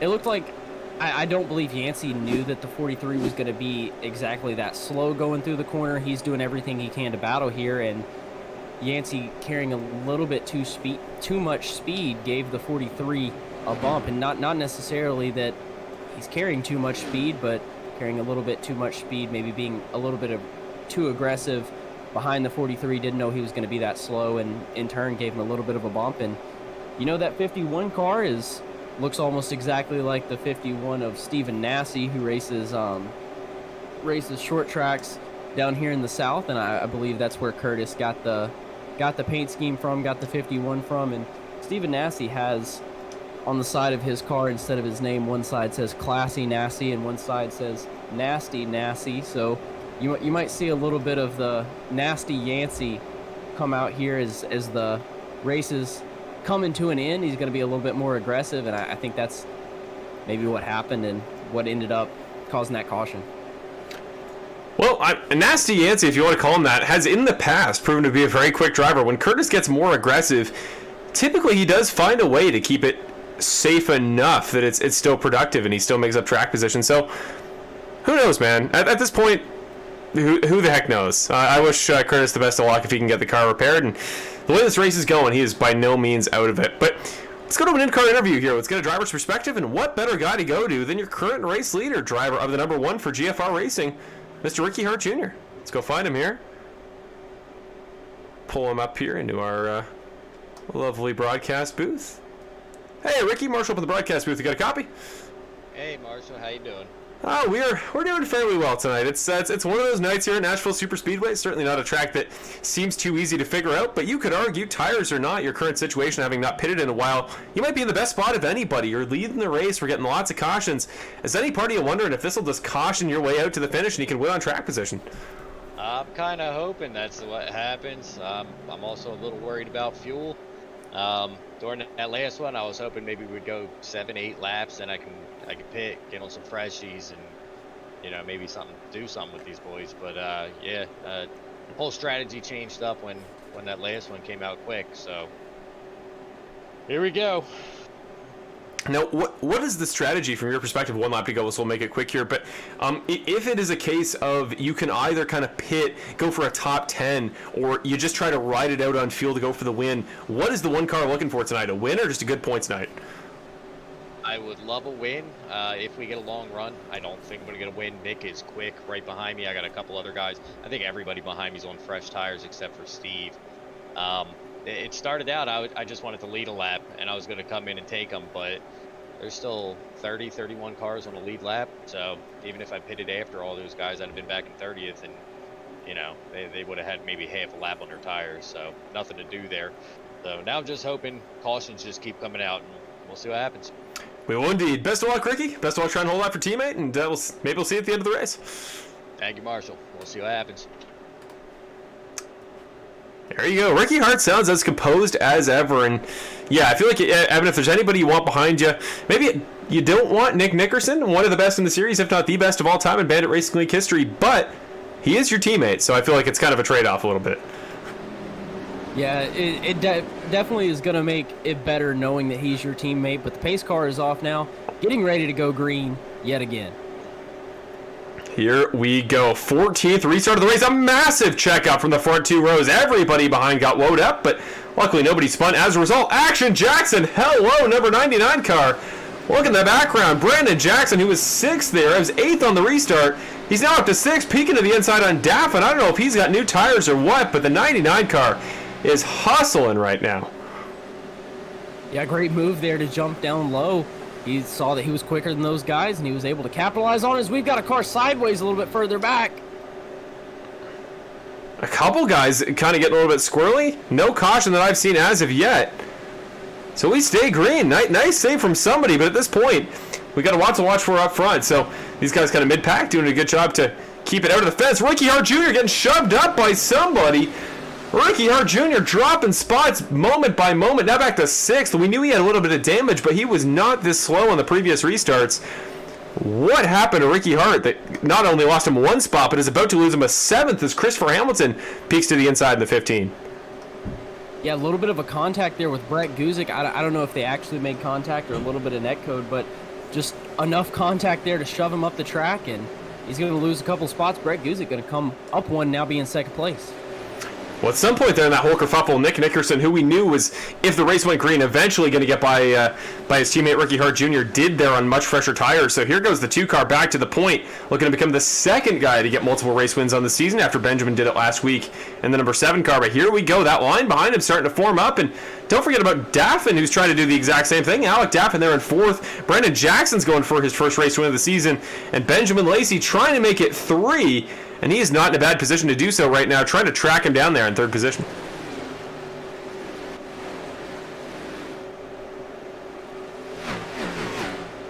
Peeking to the inside, there goes Action Jackson. He's looking underneath Daffin. And Jackson is really picking up the pace, and he's really prioritizing that bottom line, which has proven to be the better offensive line all night. So looking underneath, not a bad plan. He's going to get by him by the time we cross the start-finish line there. So advantage 99 car, Jackson moving up into 4th, and I think Evan, just seeing anybody able to pass in the top 5 this late in the race is not only a good sign for the finish, but it's also a good sign that Brandon Jackson, it may not be done when it comes to his chase for his first win of the year. Yeah, he may not. It's been a long time coming for Brandon, just like it has for, a lot of these drivers throughout the field. Thought he had it last week, but he's definitely going to try again this week. And you know what? I'm going to stop talking about him before I jinx him like I've done so many times before. But how about that Nick Nickerson doing a great job out front? Yes, indeed. We never talk about him enough when he's leading, but Nick Nickerson now trying to break away from the defending series champion, and that's going to prove easier said than done. Brett Guzik, you saw in the background, really using every piece of the track he could, going real wide to the wall there. That great-looking orange number 04 car, something different for him. He's putting it to good use right now. Going to come across the line this time for the, lucky or unlucky. Well, lap 13 is over, so the start of lap number 12. And caution comes out right as it goes to start. That is caution number 15. Unlucky was the correct. Unlucky was the correct, right. Correct answer. Man. Unfortunately for Ricky Hart Jr.'s purposes, this is now the opportunity where he can pit, because he has now dropped out of the top 10 and would now be better off probably working his way back through on fresh rubber. But Jason Greenwell appeared to be the guy getting caught in that wreck. He went off track briefly, and Brett Grunwald, more notably, did get in an actual wreck where he made contact. So we're going to go to your Apex Sim Racing replay, as we've done many times tonight, and see what happened there for Brett Grunwald. Wow, just deep on the brakes there from Jason Greenwell, who's typically a very clean, very composed driver, and that time it was just a bit of a miscommunication. Again, we don't like to call anything out right off the bat as soon as it happens, because we want to see a different angle, but coming in with a lot of pace. You got to wonder, Evan, is that just a tire situation maybe where he had more confidence in his grip than Greenwald did, and as a result sent it in a little bit harder? Yeah, possibly so. Not exactly sure what happened there. But yeah, unfortunately, that's going to collect a good bit of drivers and going to bring out another caution now here on lap 114 of 125. So not too long to go. We're slowly ticking away the laps and getting closer to the end of this race. Well, we always like talking to your race leaders, so again, we got a caution break. Why not go to him? The other teammate from GFR Racing, who was up there in the top 2 in the last restart, Nick Nickerson. Let's bring him up to the broadcast booth. Hey, Nick, Marshall up in the broadcast booth. You got a copy? How's it going, man? It's going pretty well, Nick. It's been a very busy race, very chaotic, lots of cautions. We always know that. It may be a problem here at some of these concrete tracks with the flatter banking, but from your perspective, just what's the issue tonight? What is proving so tough, and how are you able to conquer it seemingly better than everybody else? Well, I mean, I haven't talked anything just yet, but it all comes down because it's a single lane track, man. The corners, you can't make any moves on the outside. Everybody's fighting for that low line. If this track was just a little bit wider, we wouldn't have so many issues. But people are just they're fighting each other getting into the corners. So this is probably not going to be the last caution. Imagine we're probably going to get a couple green light checkers, but we'll just have to see. So just to recap the guys currently sitting behind you up there for the lead, you've got defending series champion Brett Guzik, the only guy to score 2 wins this season, Benjamin Lacy, Action Jackson, who's got plenty of wins to his name, Alec Daffin, who's a winner this season, and your teammate Christopher Hamilton, the pole sitter. You've got some huge names behind you, but you've shown great pace so far. What is it going to take to hold these guys off here in 10 laps? Well, it's just going to have to take a perfect lap after lap, man. You know, if you miss the inside line going into the corner, even by a foot, man, like, you're just so much slower on the exit and down the straightaway. So, yeah, I mean, you just got to hit the corners perfectly and be right on the yellow line. So, we'll see if I can do that for another 7 laps here. Well, we will indeed. Well, yeah, jump back down to the GFR Racing chat and talk to the guys. But, Nick, it feels like every time we get these crazy races, the 2-car does pretty darn well in the end. So I wish you the best of luck. Don't mean to jinx you because we've done it a couple times tonight. But 9 more laps and see what we can do. Boy, I appreciate it. Here we go. We'll throw him back down here in his race chat and let him get ready to go here. Always like to give him as much time as possible to coordinate with the team, talk things out with the guys, and hopefully we're never interrupting stuff when we can jump down and into the, well, actually, they jump up into the broadcast booth, but it seems like Nick was chilling out there, and it always seems cool and collected, Evan. I think the best guys in the series, the most experienced guys, they've been in this situation, 9 laps to go, actually 8 laps to go when we go green, at a pretty short lap track. They know what the deal is. They know they got to execute, and I think Nick is one of those guys who is clutch and cool under pressure. Yeah, definitely. I think a lot of these drivers up front, I would consider to be cool under pressure, and you know what? They have to be up front right now, and it's going to make for a really interesting last couple of laps here. Interesting, I think, is almost an understatement, because no matter how this race ends, it will have been a journey to get here. And yeah, the 2 and the 04 car are going to be on the front row there. Again, the last 2 champions of the Bandit Racing League, not in that order. Nick was 2 seasons ago in Season 8, the last time we were in these Xfinity cars, and Brett was last season in the trucks in that 04 in season number 9. So season 10, the Geezer Authentics Xfinity Series, we're back, the Big 10 season of the Bandit Racing League, and we have to declare a winner here at Nashville Superspeedway. In case this is the last caution of the race, may not be, but again, we want to thank our sponsor, Jimmy's Classic RC Company, for sponsoring tonight's Bash at Nash 125 here, presented by Jimmy's Classic. So what a race it's been. Pretty chaotic, but we're hoping for a good finish here. 8 laps to go. Will this be the last green flag start? Well, if it is, Nick Nickerson will be pretty content. That was a pretty great start there, getting a pretty good jump, but Brandon Jackson in behind, not wasting any time. He's already by Benjamin Lacy down into turn number 1. Yeah, Jackson, I know, was feeling good before this race started, and you know, he's one of those guys that I was talking about earlier that is good on the loose racetracks, and he's definitely making some moves. He's not afraid to be aggressive, but you know, I think a couple of these drivers up front, they aren't afraid to be aggressive, so I would expect to see some big moves from a couple of these guys. They're not going to ride single file like they have this past 100 laps. Watch out here for Brett Guzik. He is staying darn hooked up to the back of that number 2 car here, and Brett's a guy I never think of as super aggressive, but man, if he can just set a couple laps up and really hook up his braking points, he can do quite well for himself here at the finish. Daffin down the inside, kind of the middle between Yancey and Hamilton, both trying to go around either side. We know they've been fast so far. The 51 car getting a little bit loose, fishtails, but catches it. The 1.5 and the 5.1. They are doing their very best to get around the number 48 of Alec Daffin, who is starting to fall back. And Ismael Padilla doing well for himself there, sitting in 8th. He might get involved as well. But again, it's this top 4, Evan. You can throw a blanket over the top 4 right now. Actually, Nick doing well through 1 and 2 that time, but one mistake from any of these guys in the top 4 and the final order is completely different. Yeah, I completely agree. Can be 5 to go here this next time by, and I think Lacy took a P caution coming out, as it has many a time tonight. Number 16, that's going to be a green-white checkered, folks. That is going to be 2 laps to the finish at the conclusion of that caution. And if you're Nick, I actually don't think you mind this too much, because they were getting close. Brett was getting in a bit of a rhythm. He clearly wasn't like getting away all too quickly, but more importantly, it means he only has to hold them off for 2 laps on the restart. And it clearly all night, the leader, no matter what lane they sit in, gets a great jump there on those restarts. So favorable circumstances for the number 2 of Nickerson. But back here to Robert Mathis' perspective as he watches in front of him the 43 of Caprario and Tony Hilbrand's and the number 92 getting involved. And just at this point, I don't even know what to say. It's just 3 wide or 4 wide. Anytime guys get any sort of wide, this track just it doesn't support it. You know, it's trying to push you up to the outside wall. It's not a heavily banked track. It's just going to push you up into the wall, and Well, 4 guys can't all wash up at the same time, so. Yeah, that's one of the things about this track is that it's a flatter racetrack, so it's gonna be that single file track, and if you're not on that bottom line, then you're really not in a good spot.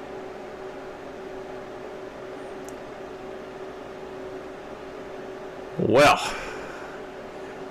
I'm just looking here in the broadcast chat, looking for some suggestions from people as to who they think is going to win tonight's event. And I think Dawson Guzik's prediction of a Brandon Jackson win on some sort of power move, maybe a bump and run win for the finish, like we saw at Darlington last week in real life NASCAR, where it was Joey Logano shoving William Byron out of the way with 2 to go, just absolutely ran through him. I know Brandon's action, but I don't think he's that sort of action. I don't think it's typically malicious where I'll just shove a guy out of the way for a race win. So I wouldn't say it'll be that sort of power move, but I could absolutely see that happening. And Evan, I mean, we know him very well. If there's any guy who's not afraid to kind of put the bumper to somebody to get a win he's been looking for so long, in a way that doesn't necessarily spin the guy out in front of him, I think Brandon could absolutely do it. Completely agree. I feel like for most of these drivers, the series has become so competitive that's just what you have to do at some point. You have to give them a little bump and run, and these drivers that are really good at controlling their car, like Nickerson, Guzik, Jackson, Lacy, Yancey, a lot of these guys up front, I feel like these guys are so good at controlling their car that they're able to give those good bump and runs, whereas some of the guys in the back, you see a little bit of contact and they're going to go around. But these guys, I feel like most of them not only know how to control their car, but trust the guys around them and trust that if they do give them a little bump, they'll be able to save it up. And I could definitely see Brandon doing that if he can catch him, though. Brett Guzik, Nick Nickerson, these guys have been quick on the restart, so he's definitely got to be able to keep up with them and be able to reach them once they get to the corner. Just noticing now that we've had kind of a visitor here in the YouTube broadcast chat, a guy who unfortunately left the race well before we would usually expect or hope. Cody Welch has now joined us there in the YouTube broadcast chat, so good to see him. His prediction there, he's going Lacy, and he was going Brandon Jackson, I should say. Sorry, with the bump and run. I would say something that, unfortunately, Cody, I don't mean to flash back to a traumatic event in Bandit Racing League series history, but Ricky Hart's move on you yourself at Texas, you can't argue it wasn't effective. Hopefully it doesn't end the way that did, where you actually put somebody in the wall and out of the race, or it happening to Cody. But there's definitely a place for that, Evan. Those aggressive moves from guys that really want the win, just like Ricky really did that day at Texas. Brandon, unlike anybody in the field, especially after last week, where you could argue he was absolutely robbed at Dover of the win, and a 2 laps to the finish caution with, what was it, like a 2-second lead. Brandon deserves a win maybe more than anybody, and with 1 lap to go to the restart, he's going to have 2 laps to find a way to do it. Just some notable guys throughout the field that could be on for really good nights tonight. First of all, your first winner of the season to start off the season number 10, all the way back there at Daytona to start off the season. Mark-Allen Bibbins very quietly having a really good night for himself. He started 28th. He's now up to 9th. It's been an incredible night so far for Bibbins, so wouldn't be too unexpected to see him come away with a top 10 performance tonight. Same with John Graham there, currently sitting in 10th. Can he hold off Nolan Gross to his inside? Sitting in the 11th spot currently in the Rogue Energy number 02 car. That's Joshua McQuaid there. Could be on for a good performance. Remember, he was having some trouble there earlier, so the Lacy Racing Wheels car could be on as well for a top 10, maybe even a top 5 with the pace he showed earlier. Jackson Knock there, not too far out of the top 10 as well. Got some damage there to the number 00, but could do well for himself. And there is Alec Daffin there, still sitting in the top 7. He was up to the top 2 earlier. The question is, can he get any further than that? 2 laps to go here. And the Bash at Nash 125, presented by Jimmy's Classic RC Company. 2 laps to go. Nickerson going to lead us to green, but will one of the 2 drivers behind him who has yet to score a win this season put the bumper to him? Here we go. Nick Nickerson, 2 laps to the finish. 2.6 miles. Can he cap it off here at Nashville Superspeedway and get a second win of the season? We'll find out through turn number 1. With 3 wide and row number 2. 3, I should say. Yancey getting in the Lacy a little bit. That'll take Lacy out of contention if we don't get a caution. A little bit more contact. Lacy goes up high. Wreck in the background. Connor Gibson gets tapped. Caution waiting for it. Will it come out? It hasn't yet. Still hasn't. Still no. Are we just going to go to the finish? No caution gets thrown. Okay, we are settling this white flag presented by Apex Sim Racing. Was not expecting to see it that soon. Apex Sim Racing white flag, 2 more corners to go. Jackson's getting close. It's going to take a primordial send from Guzik. Guzik peeking up top, gets close to get a send it underneath. Is Guzik just going to put them up into him? Let's find out. The 04 tapping the 2 car. Getting a little bit loose in his own right. Here comes Jackson. Brandon Jackson might get a chance late. No, he won't. Doesn't get the run to the line. The 2 car, the 04. It's going to be Nickerson. The 2 car of Nick Nickerson fending off a bump, driving just past an overturned car in turn 1. The engine explodes. I think Nick put it in neutral just for some fun there across the line, unless he actually blew his engine across the line, but what a finish, Evan. The 04 at Guzik was going to do everything he could to get him out of the way there, but Nickerson, beautiful car control, kept it under him, and he is your race winner at Nashville. Yeah, that was a great drive by Nick. Brett did just about everything he could without wrecking Nick, and, you know, Brett, he's just not the driver to wreck him, at least from what I know. He did everything short of it, though. Everything that he could to try and get on the back of Nick, and Brandon was doing the same thing as well, but there's not too much that Brandon could do to make up 2 spots, and just a great drive by really all 3 of those drivers. Yeah, it may have been a pretty tumultuous, pretty chaotic night here at Nashville Superspeedway, but yeah, you can't argue at all that we didn't have a great finish, so hopefully that was well worth the price of admission. Here comes his GFR Racing teammate, Kevin Foster, with a very damaged front end. I think very few cars in this field went damage-free the entire night, if any, but even Nick Nickerson, your race winner, blows his engine coming across the line, so no donuts really for Nick, but his teammate will try to help him sustain that feeling a little bit if possible. He's just going to push him, I think, to the start-finish line and park him there, but well, it's good to see in some way, Evan, that the commentator's jinx kind of went away, because the guy we interviewed last in tonight's race did go on to win, so maybe that'll take a little bit of the pressure off us tonight, but definitely there were some rough ones tonight as far as the commentary jinx goes. Yeah, we're pretty good at jinxing guys, so, you know, hopefully maybe the next race we're just not gonna have to mention a couple people at all. You know, maybe if we go into a race and never speak Cody Welch's name, he'll actually get a good finish. Maybe that's the theory, but one day, Cody Welch fans, one day. Tonight just wasn't the night, but Cody, if you're out there, we believe in you here on the Full Send Racing Network. We always do. So just very quickly, got to get ready for your interview tonight. The 4 GFR guys going to park next to each other. The GFR Racing stable, perhaps the most successful in all of the Bandit Racing League. They're going to park 4 abreast there on the start-finish line. What a night it was for, well, their current points leader of the 3 cars, Mr. Nick Nickerson.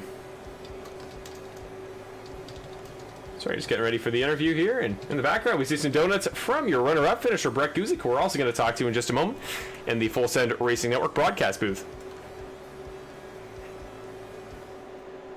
And here you go, now ready for your interview here. We're going to leave this shot up on screen because I'm sure it was what Nick would want there with all his teammates side by side. Let's bring Nick up into the broadcast booth. Hey, Nick Marshall in the broadcast booth. You got a copy? Let's go, man. Nick, race winner. You cap it off there with 8 laps to go, and certainly didn't make it easy on you. You had to get 2 more in there right at the very end with the green-white checkered. But we got to ask, that last lap there, looked like Brett put the bumper to you there a little bit in turn 3. You save it, you kept going. What was that like in those last 2 laps? Yeah, it's pretty wild. Kind of expected that because, I mean, you know, he had a big run, and obviously I blocked it, but I'm going to block on the last lap. You know, and he gave me a good little nudge, and apparently I saved it. I don't know if he backed out because I for sure thought he was going to go ripping around the inside there, but yeah, I mean, I guess I appreciate him not just completely wrecking me, but you know, that was probably his win right there because I really messed up my exit on 1 and 2 in the last lap. Just people chattering on the radio, it's hard to pay attention, you know, but yeah, man, I mean, it's kind of it was a rough race, definitely rough around the edges there, but I mean, a win's a win, I guess, so it's an extra sticker on the car.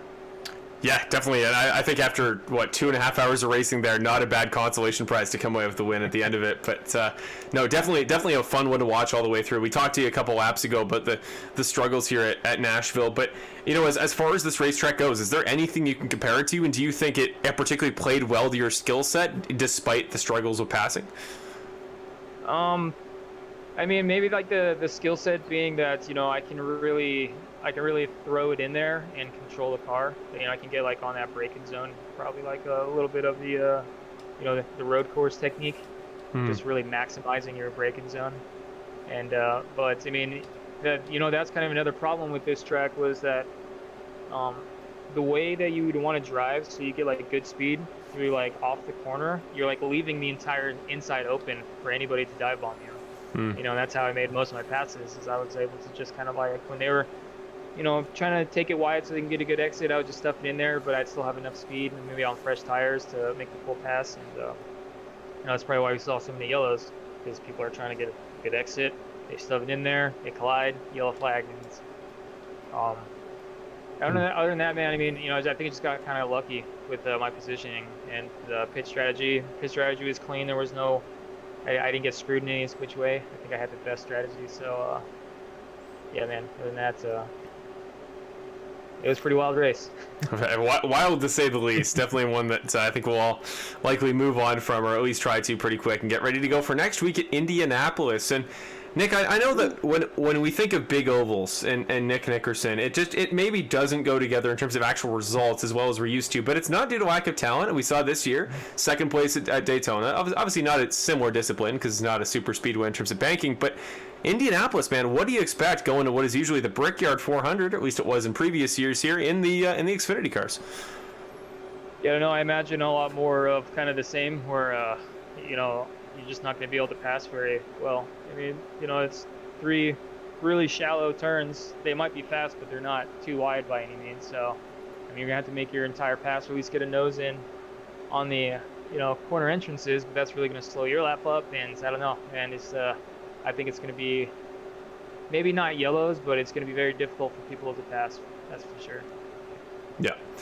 Well, we will see. We'll see how it turns out. We can certainly hope it's not going to be tough to pass, because definitely going to be looking for a really fun race to follow up this one here at Nashville Superspeedway. But Nick, you're back. You know, second guy on the season to get multiple race wins. Amazing that it wasn't first, but Benjamin's had such a good start to the year so far. So not a bad guy to follow up there in that regard. But you're going to become the new series points leader once again. You're back where we're used to seeing the 2-car, and just for kind of wrap it up in your final thoughts and your shout outs if you want, but just the rest of the season going forward, what should we expect from the 2-car following up the last campaign in the Xfinity cars where you won the title?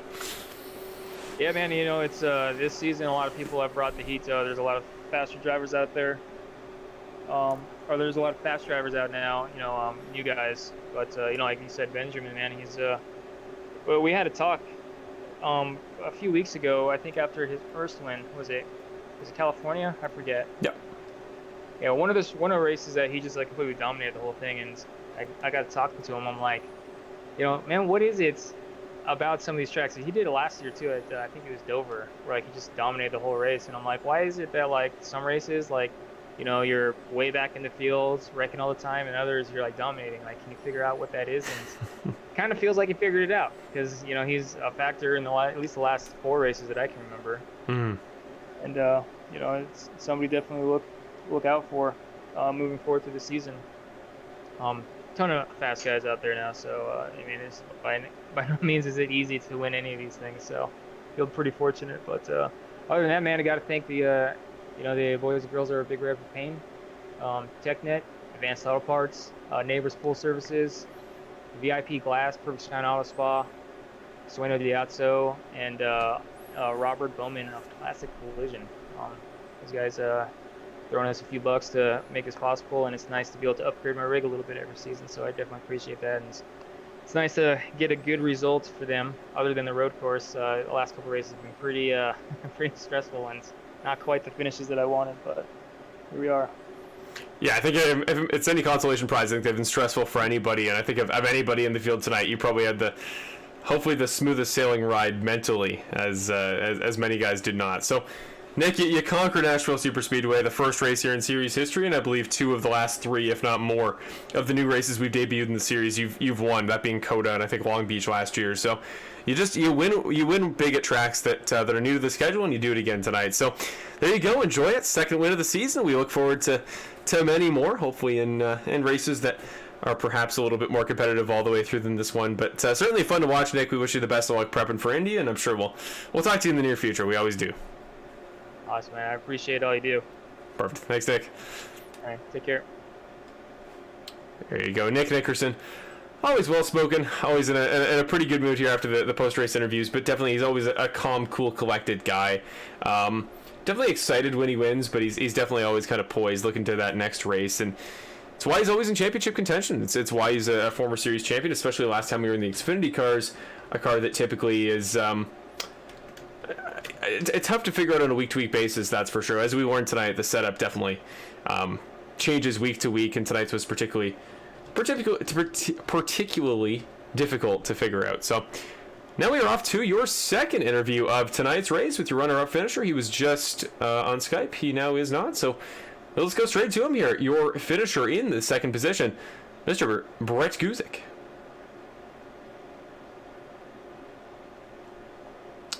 If I can find him. There he is. Hey, Brett, Marshall up in the broadcast booth. You got a copy? Yeah, gotcha, Marshall. Hey, Brett. Well, it was a busy night, to say the least. I mean, certainly not easy for anybody in the entire field there, but late you really seemed to pick it up there. You seemed to really figure out Nashville as the race went on. So what was it like figuring it out throughout the course of the race? And then walk us through that last lap there on the final lap, where it almost looked like you kind of put the bumper to Nick a little bit. Yeah, we started 20th there, so I obviously didn't get a great qualifying run. So we had to kind of just work our way up the field kind of systematically, just pit at the right times, just pass a few cars here and there. And then ultimately when I got up there, in the top 2, top 3, we saw Ricky there on old tires, and got to his inside, and he seemed to try and get to our line, and unfortunately I was there right behind Nick, so unfortunately that happened. And then we restarted next to Nick, and the only way I knew I could get around Nick is if we got to that second lap there on the green white checkered. Seemed like it was very hard for me to get the restart on him, especially from the second when he's controlling the pace.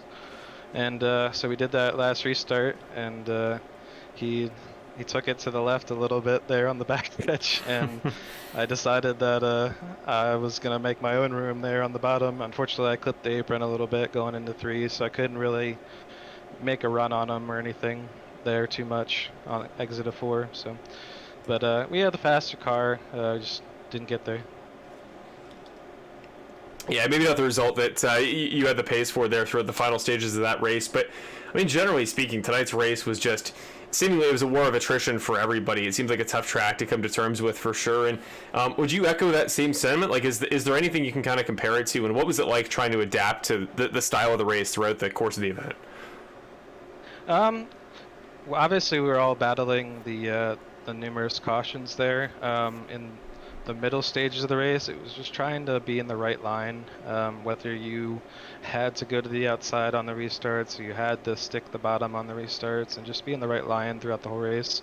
And I feel like there wasn't too many times that I picked the wrong lane, so that was good. And then after that, just out pace people throughout the mid part of the run, and that's where I felt the strongest, and that's what we had to do. Well, another good finish for you, Brett. I feel like this is kind of falling back into the same pattern of consistently good finishes we saw last year that led to a title in season number 9. So as you rack up more good results there, you should stay in the top 5, if not moving up to 4th or 3rd there in the points. You're racking up the good results, but is there any hunger for that first win of the new season here back in the Xfinity cars, where maybe the success is less proven than how good you were in the trucks last year? Like, is it a case of you're just going for the points week to week, or are you really looking for that win maybe next week in Indianapolis? Yeah, certainly. There's a couple of tracks that we've gone through that I kind of expected to either be in the top 3 no matter what. Dover was one of those. That didn't happen. This one I kind of expected to be up front. Obviously didn't have the pace early on with qualifying, but if we had any bit of green flag run, we were pretty good. And then we're going to go to Atlanta here later. I feel like I'm pretty confident there. Maybe even Indy if something lucks out. That just being a track that I've been around for a little bit. Just going through that, and that's about all. Awesome. Well, I look forward to seeing what you can do there at Indy. Best of luck. I think a lot of guys are going to have to be adapting throughout, so I think you can do that better than most guys in the series. So we'll see what we can see from the 04 car at Indy. But you know the deal. As usual, shout out sponsors, anything you want to mention, friends and family watching at home, anything you'd like to talk about. Now's your chance. Yeah, of course. Thank all the admins here. Thank Race Control. Thank Nicole for doing Race Control. Thank Bill for putting on the league. Thank Marshall and as well as Evan. You guys for putting on this broadcast every week. You guys do a really good job. I'd like to thank everybody at BC Sim Sport. You guys really help with the camaraderie throughout the whole race and, you know, make it really fun. And just like to thank everybody else watching. Perfect. Thank you very much, Brett. It was a great run there at the end, and you almost made one of the best photo finishes we've ever seen. It came darn close, but it was a great drive from you as always, Brett. So you're the defending champ for a reason, and we wish you the best of luck getting prep for Indy. All right, thanks, Marshall.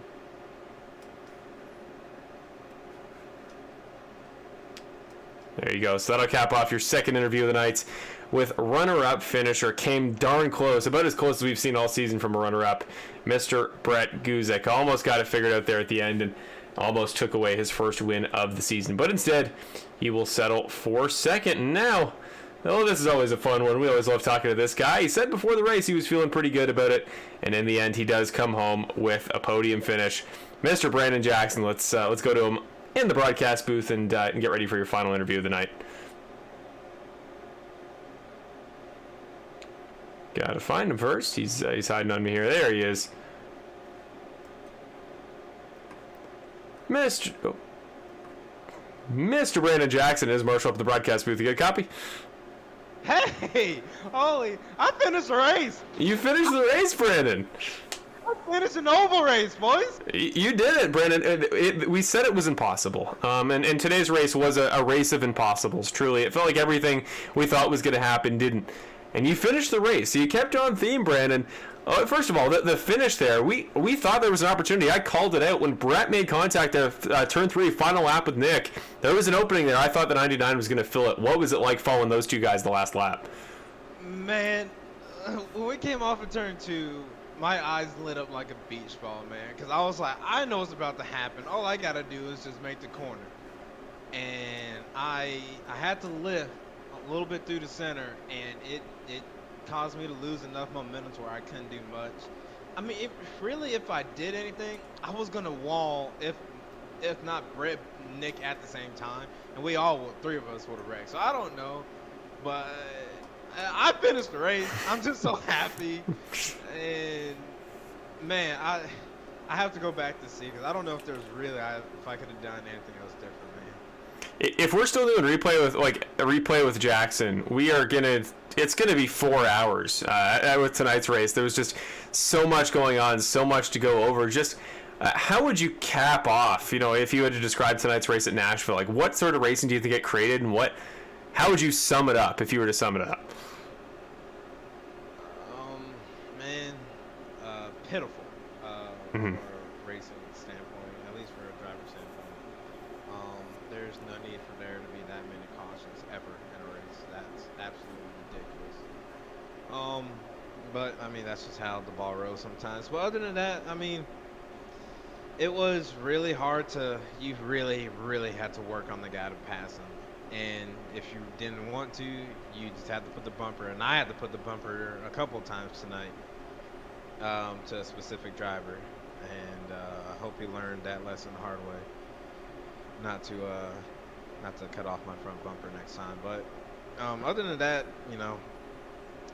that's just racing. You got good races, you got bad races, you got pitiful races. Hey, you just got to figure out how to work the race and how to get to the front.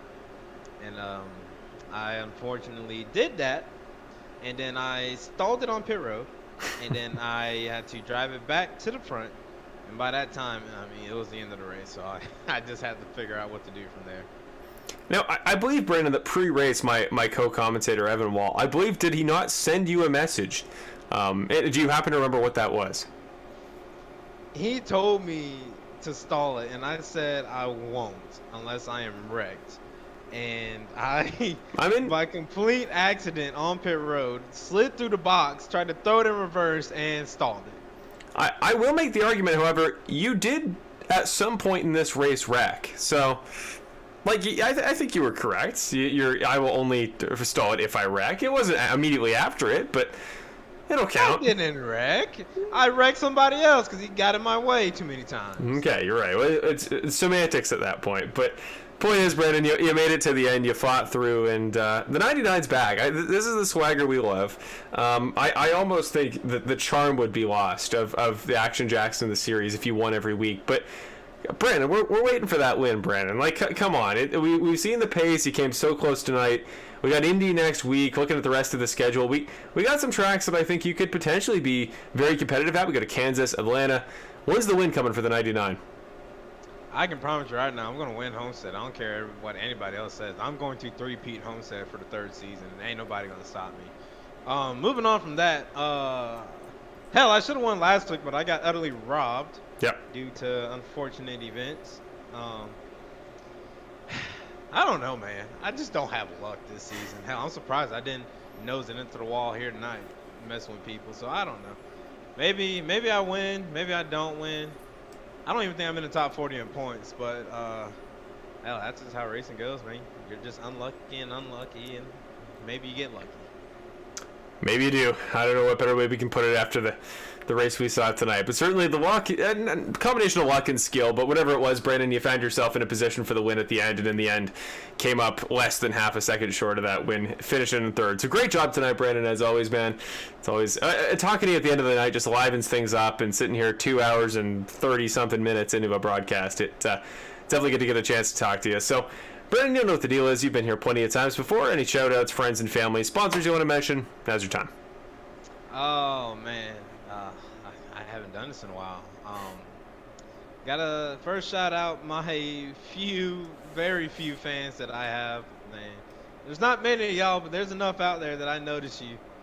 I gotta thank the sponsor for tonight's race, Jimmy's Classic, for the bash at Nashville, man.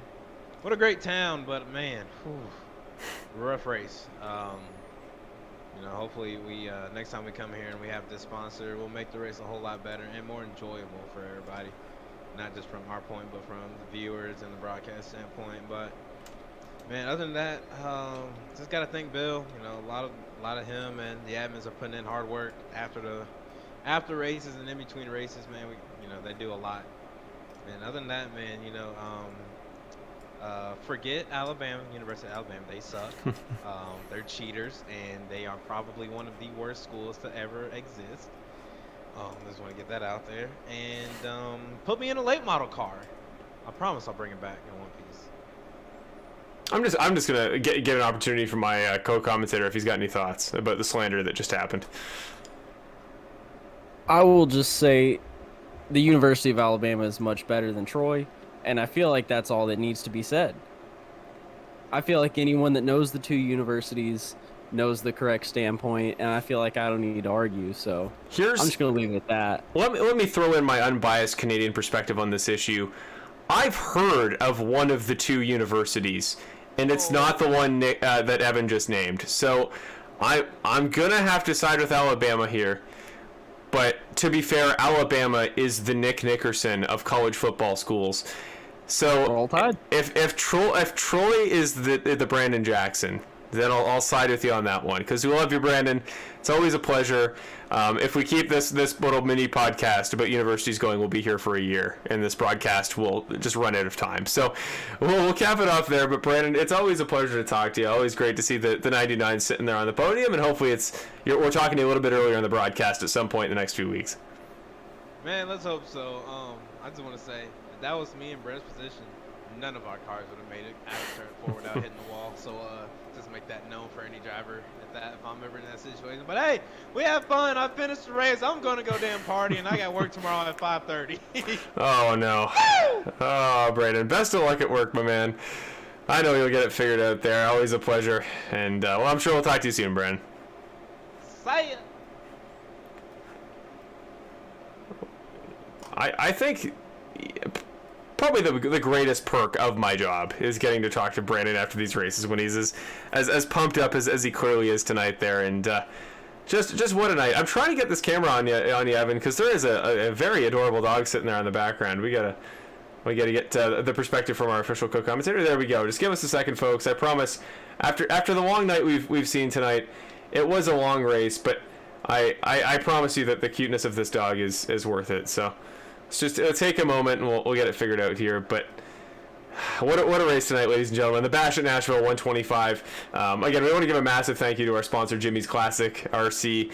It's again, we really wish it could have been more of a race here than it was, but definitely it is not a fault of you guys whatsoever. And again, we sincerely thank you guys, and again, absolutely go check out Jimmy's Classic RC. Just such a cool thing. I'm just a racing fan in any capacity, but I've always had a fascination for those really high-powered, absolute monsters of trucks you see here, and we're trying to get the camera on this freaking adorable dog, man. This will be the worst tech fail in history. There we go. We almost got it there. Dog incoming, ladies and gentlemen, and then we are good to go for the night. We'll just give you one more little wrap-up spiel, and then we're off for the week until we get back to Indianapolis next Wednesday. There we go. Camera's almost there. The anticipation is just building and building at this point. Hopefully you guys aren't disappointed, but where is she? There we go. Oh, right as it cuts to Brandon Jackson's camera, I finally get the camera fixed on the right spot, and Brandon Jackson's face jumps up in front of it. Certainly not that much worse than a dog, but man, certainly not quite as adorable. There we go. Oh, right as I fix it and the dog leaves. I swear, ladies and gentlemen, this is the race broadcast that just didn't want to be. We've talked about the commentator's curse as far as drivers go many a time, and now it's the curse. There we go. Evan's on screen, but the dog, I believe, has exunted from the frame here. So there we go. Adorable dog is back on screen. Evan, do we have a name for said adorable dog? Yes, his name is Jameson. We call him J-Mo. Speaking of Alabama, he's named after the wide receiver. I was about to ask. Williams. Oh, man.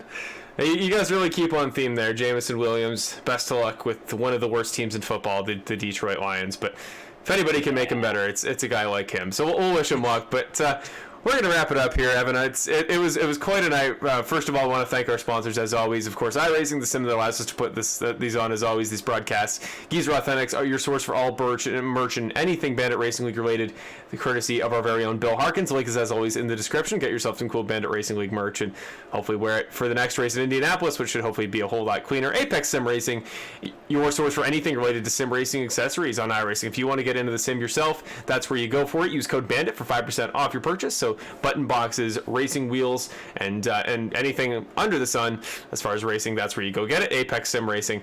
Thank you, as always, Perfect Shine Auto Spa, one of our favorite sponsors on the broadcast. We're going to very quickly give you your Perfect Shine Auto Spa final results, and then that'll be about it, and we will head off the broadcast tonight. But also we got to thank, of course, Evan Wall Media, who we'll talk to one more time in just a second. But finally, your results here for tonight's race at Nashville Superspeedway. A very interesting track, very technical one. We will see what the future holds for this track in the Bandit Racing League. But for now, there are your final results. Nick Nickerson, your winner for GFR Racing. Brett Guzik coming home in second place. Brandon Jackson rounding off your podium. Kurt Yancey and Mark Allen Bivens round off your top 5. Ismail Padilla just ahead of Joshua McQuiggan. Alec Daffin, another top 10, and it's a 2 Christopher tandem rounding off your top 10, Hamilton and Ferrara respectively. Daniel Caprano, I swear his name changes, Caprario, sorry, not Caprano. Daniel Caprario ahead of Jason Greenwell, Keegan Clark, Eddie Hagee, Jackson Knock, Kevin Foster, Gary D. Moore Jr., Steve Ulrich. My pick for tonight's race, Jonathan Baker. Not a bad race overall, but in the end, the result just probably not where he would have been hoping. Ricky Hart Jr. for GFR Racing rounds off the top 20. Then it's Nolan Gross, Garrett Hall, Connor Gibson, Benjamin Lacy. Later in the race, had some unfortunate troubles there. He got involved in a wreck sometime in those last couple laps, and he finishes in 24th. Hayden Paul, John Graham, Brett Greenwald, 27th. Tonight's sponsor, again, thank you, David Lakey, in 28th on behalf of Jimmy's Classic RC. Then it's Tony Hillbrands and Robert Mathis rounding off your top 30, not in that order. Sean Britt, Bill Harkins, Presley Gilson, Hunter Henry, Charles Oberg, Co Canales after that. Then Terry Condis, Cody Welch, Pete Gilson, Mason Flagar, James Hartley, Jason Rome, and Landon Charlo, a new name of the series, who I don't believe actually started a lap. So there you go. There's your Perfect Shot Auto Spot final results for tonight's race, and that'll about cap it off. We want to give you one more opportunity here. How would you sum up tonight's race? I know, Brandon, I believe the word was pitiful. Do you have maybe a more optimistic way to send us off tonight? Hey, you know what? I had a lot of fun. I think it's a great racetrack. Unfortunately, we had a couple of cautions, but I think we had a great finish, and I think we had some good running in there as well. And, you know, I'm excited for the rest of the season. We have a really good group of guys and a really fast group of guys. So I feel like the rest of the season is going to be a whole lot of fun. I promise you, this is not the product to expect week to week. If this is your first Bandit race, and those of you who are just joining us tonight, well, get ready for something better next week, because trivia is back. That's right, first race of the Rogue Energy Triple Header. We're excited for that. Hopefully you guys are too. You can win some fun Bandit swag, as always. Some fun stuff for courtesy of, actually, Rogue Energy typically is the sponsor as far as prizes go for this. There's the dog again. Hello, Jameson. So that'll about round us off tonight. We're going to have your trivia back next week. Look forward to that if you're a longtime fan. If you're new to the series, we do trivia. We ask you guys trivia questions, and you can win real prizes here just for participating. So look forward to that next week when you go back to Indy. We'll be sure to get lots of press about it before then. But here's your schedule the next couple weeks. Indianapolis and Kansas round off the month. Then we got a 1 week break into Atlanta on the 8th of June. There you go. That's going to round off your broadcast for tonight, ladies and gentlemen. I am, as always, your host here on the broadcast, Marshall Crocker, alongside Evan Wall Media on color commentary tonight. That'll round us off. On behalf of myself, everybody in the Bandit Racing League, and particularly Bill Harkins, who puts it on, and Christopher Ferrara, who does all of our stuff as far as social media goes, and just everybody else who helps in putting this series on. We want to thank you sincerely. Again, we want to thank you once again, Jimmy's Classic RC, the sponsor of tonight's bash at Nash 125. And congratulations again to your race winner, Mr. Nick Nickerson. That'll cap us off for the 6th round of the Geezer Authentics Xfinity Series, the 10th season of the Bandit Racing League. I am Marshall Crocker. Have a great night, everybody, and we will see you all next week at Indianapolis.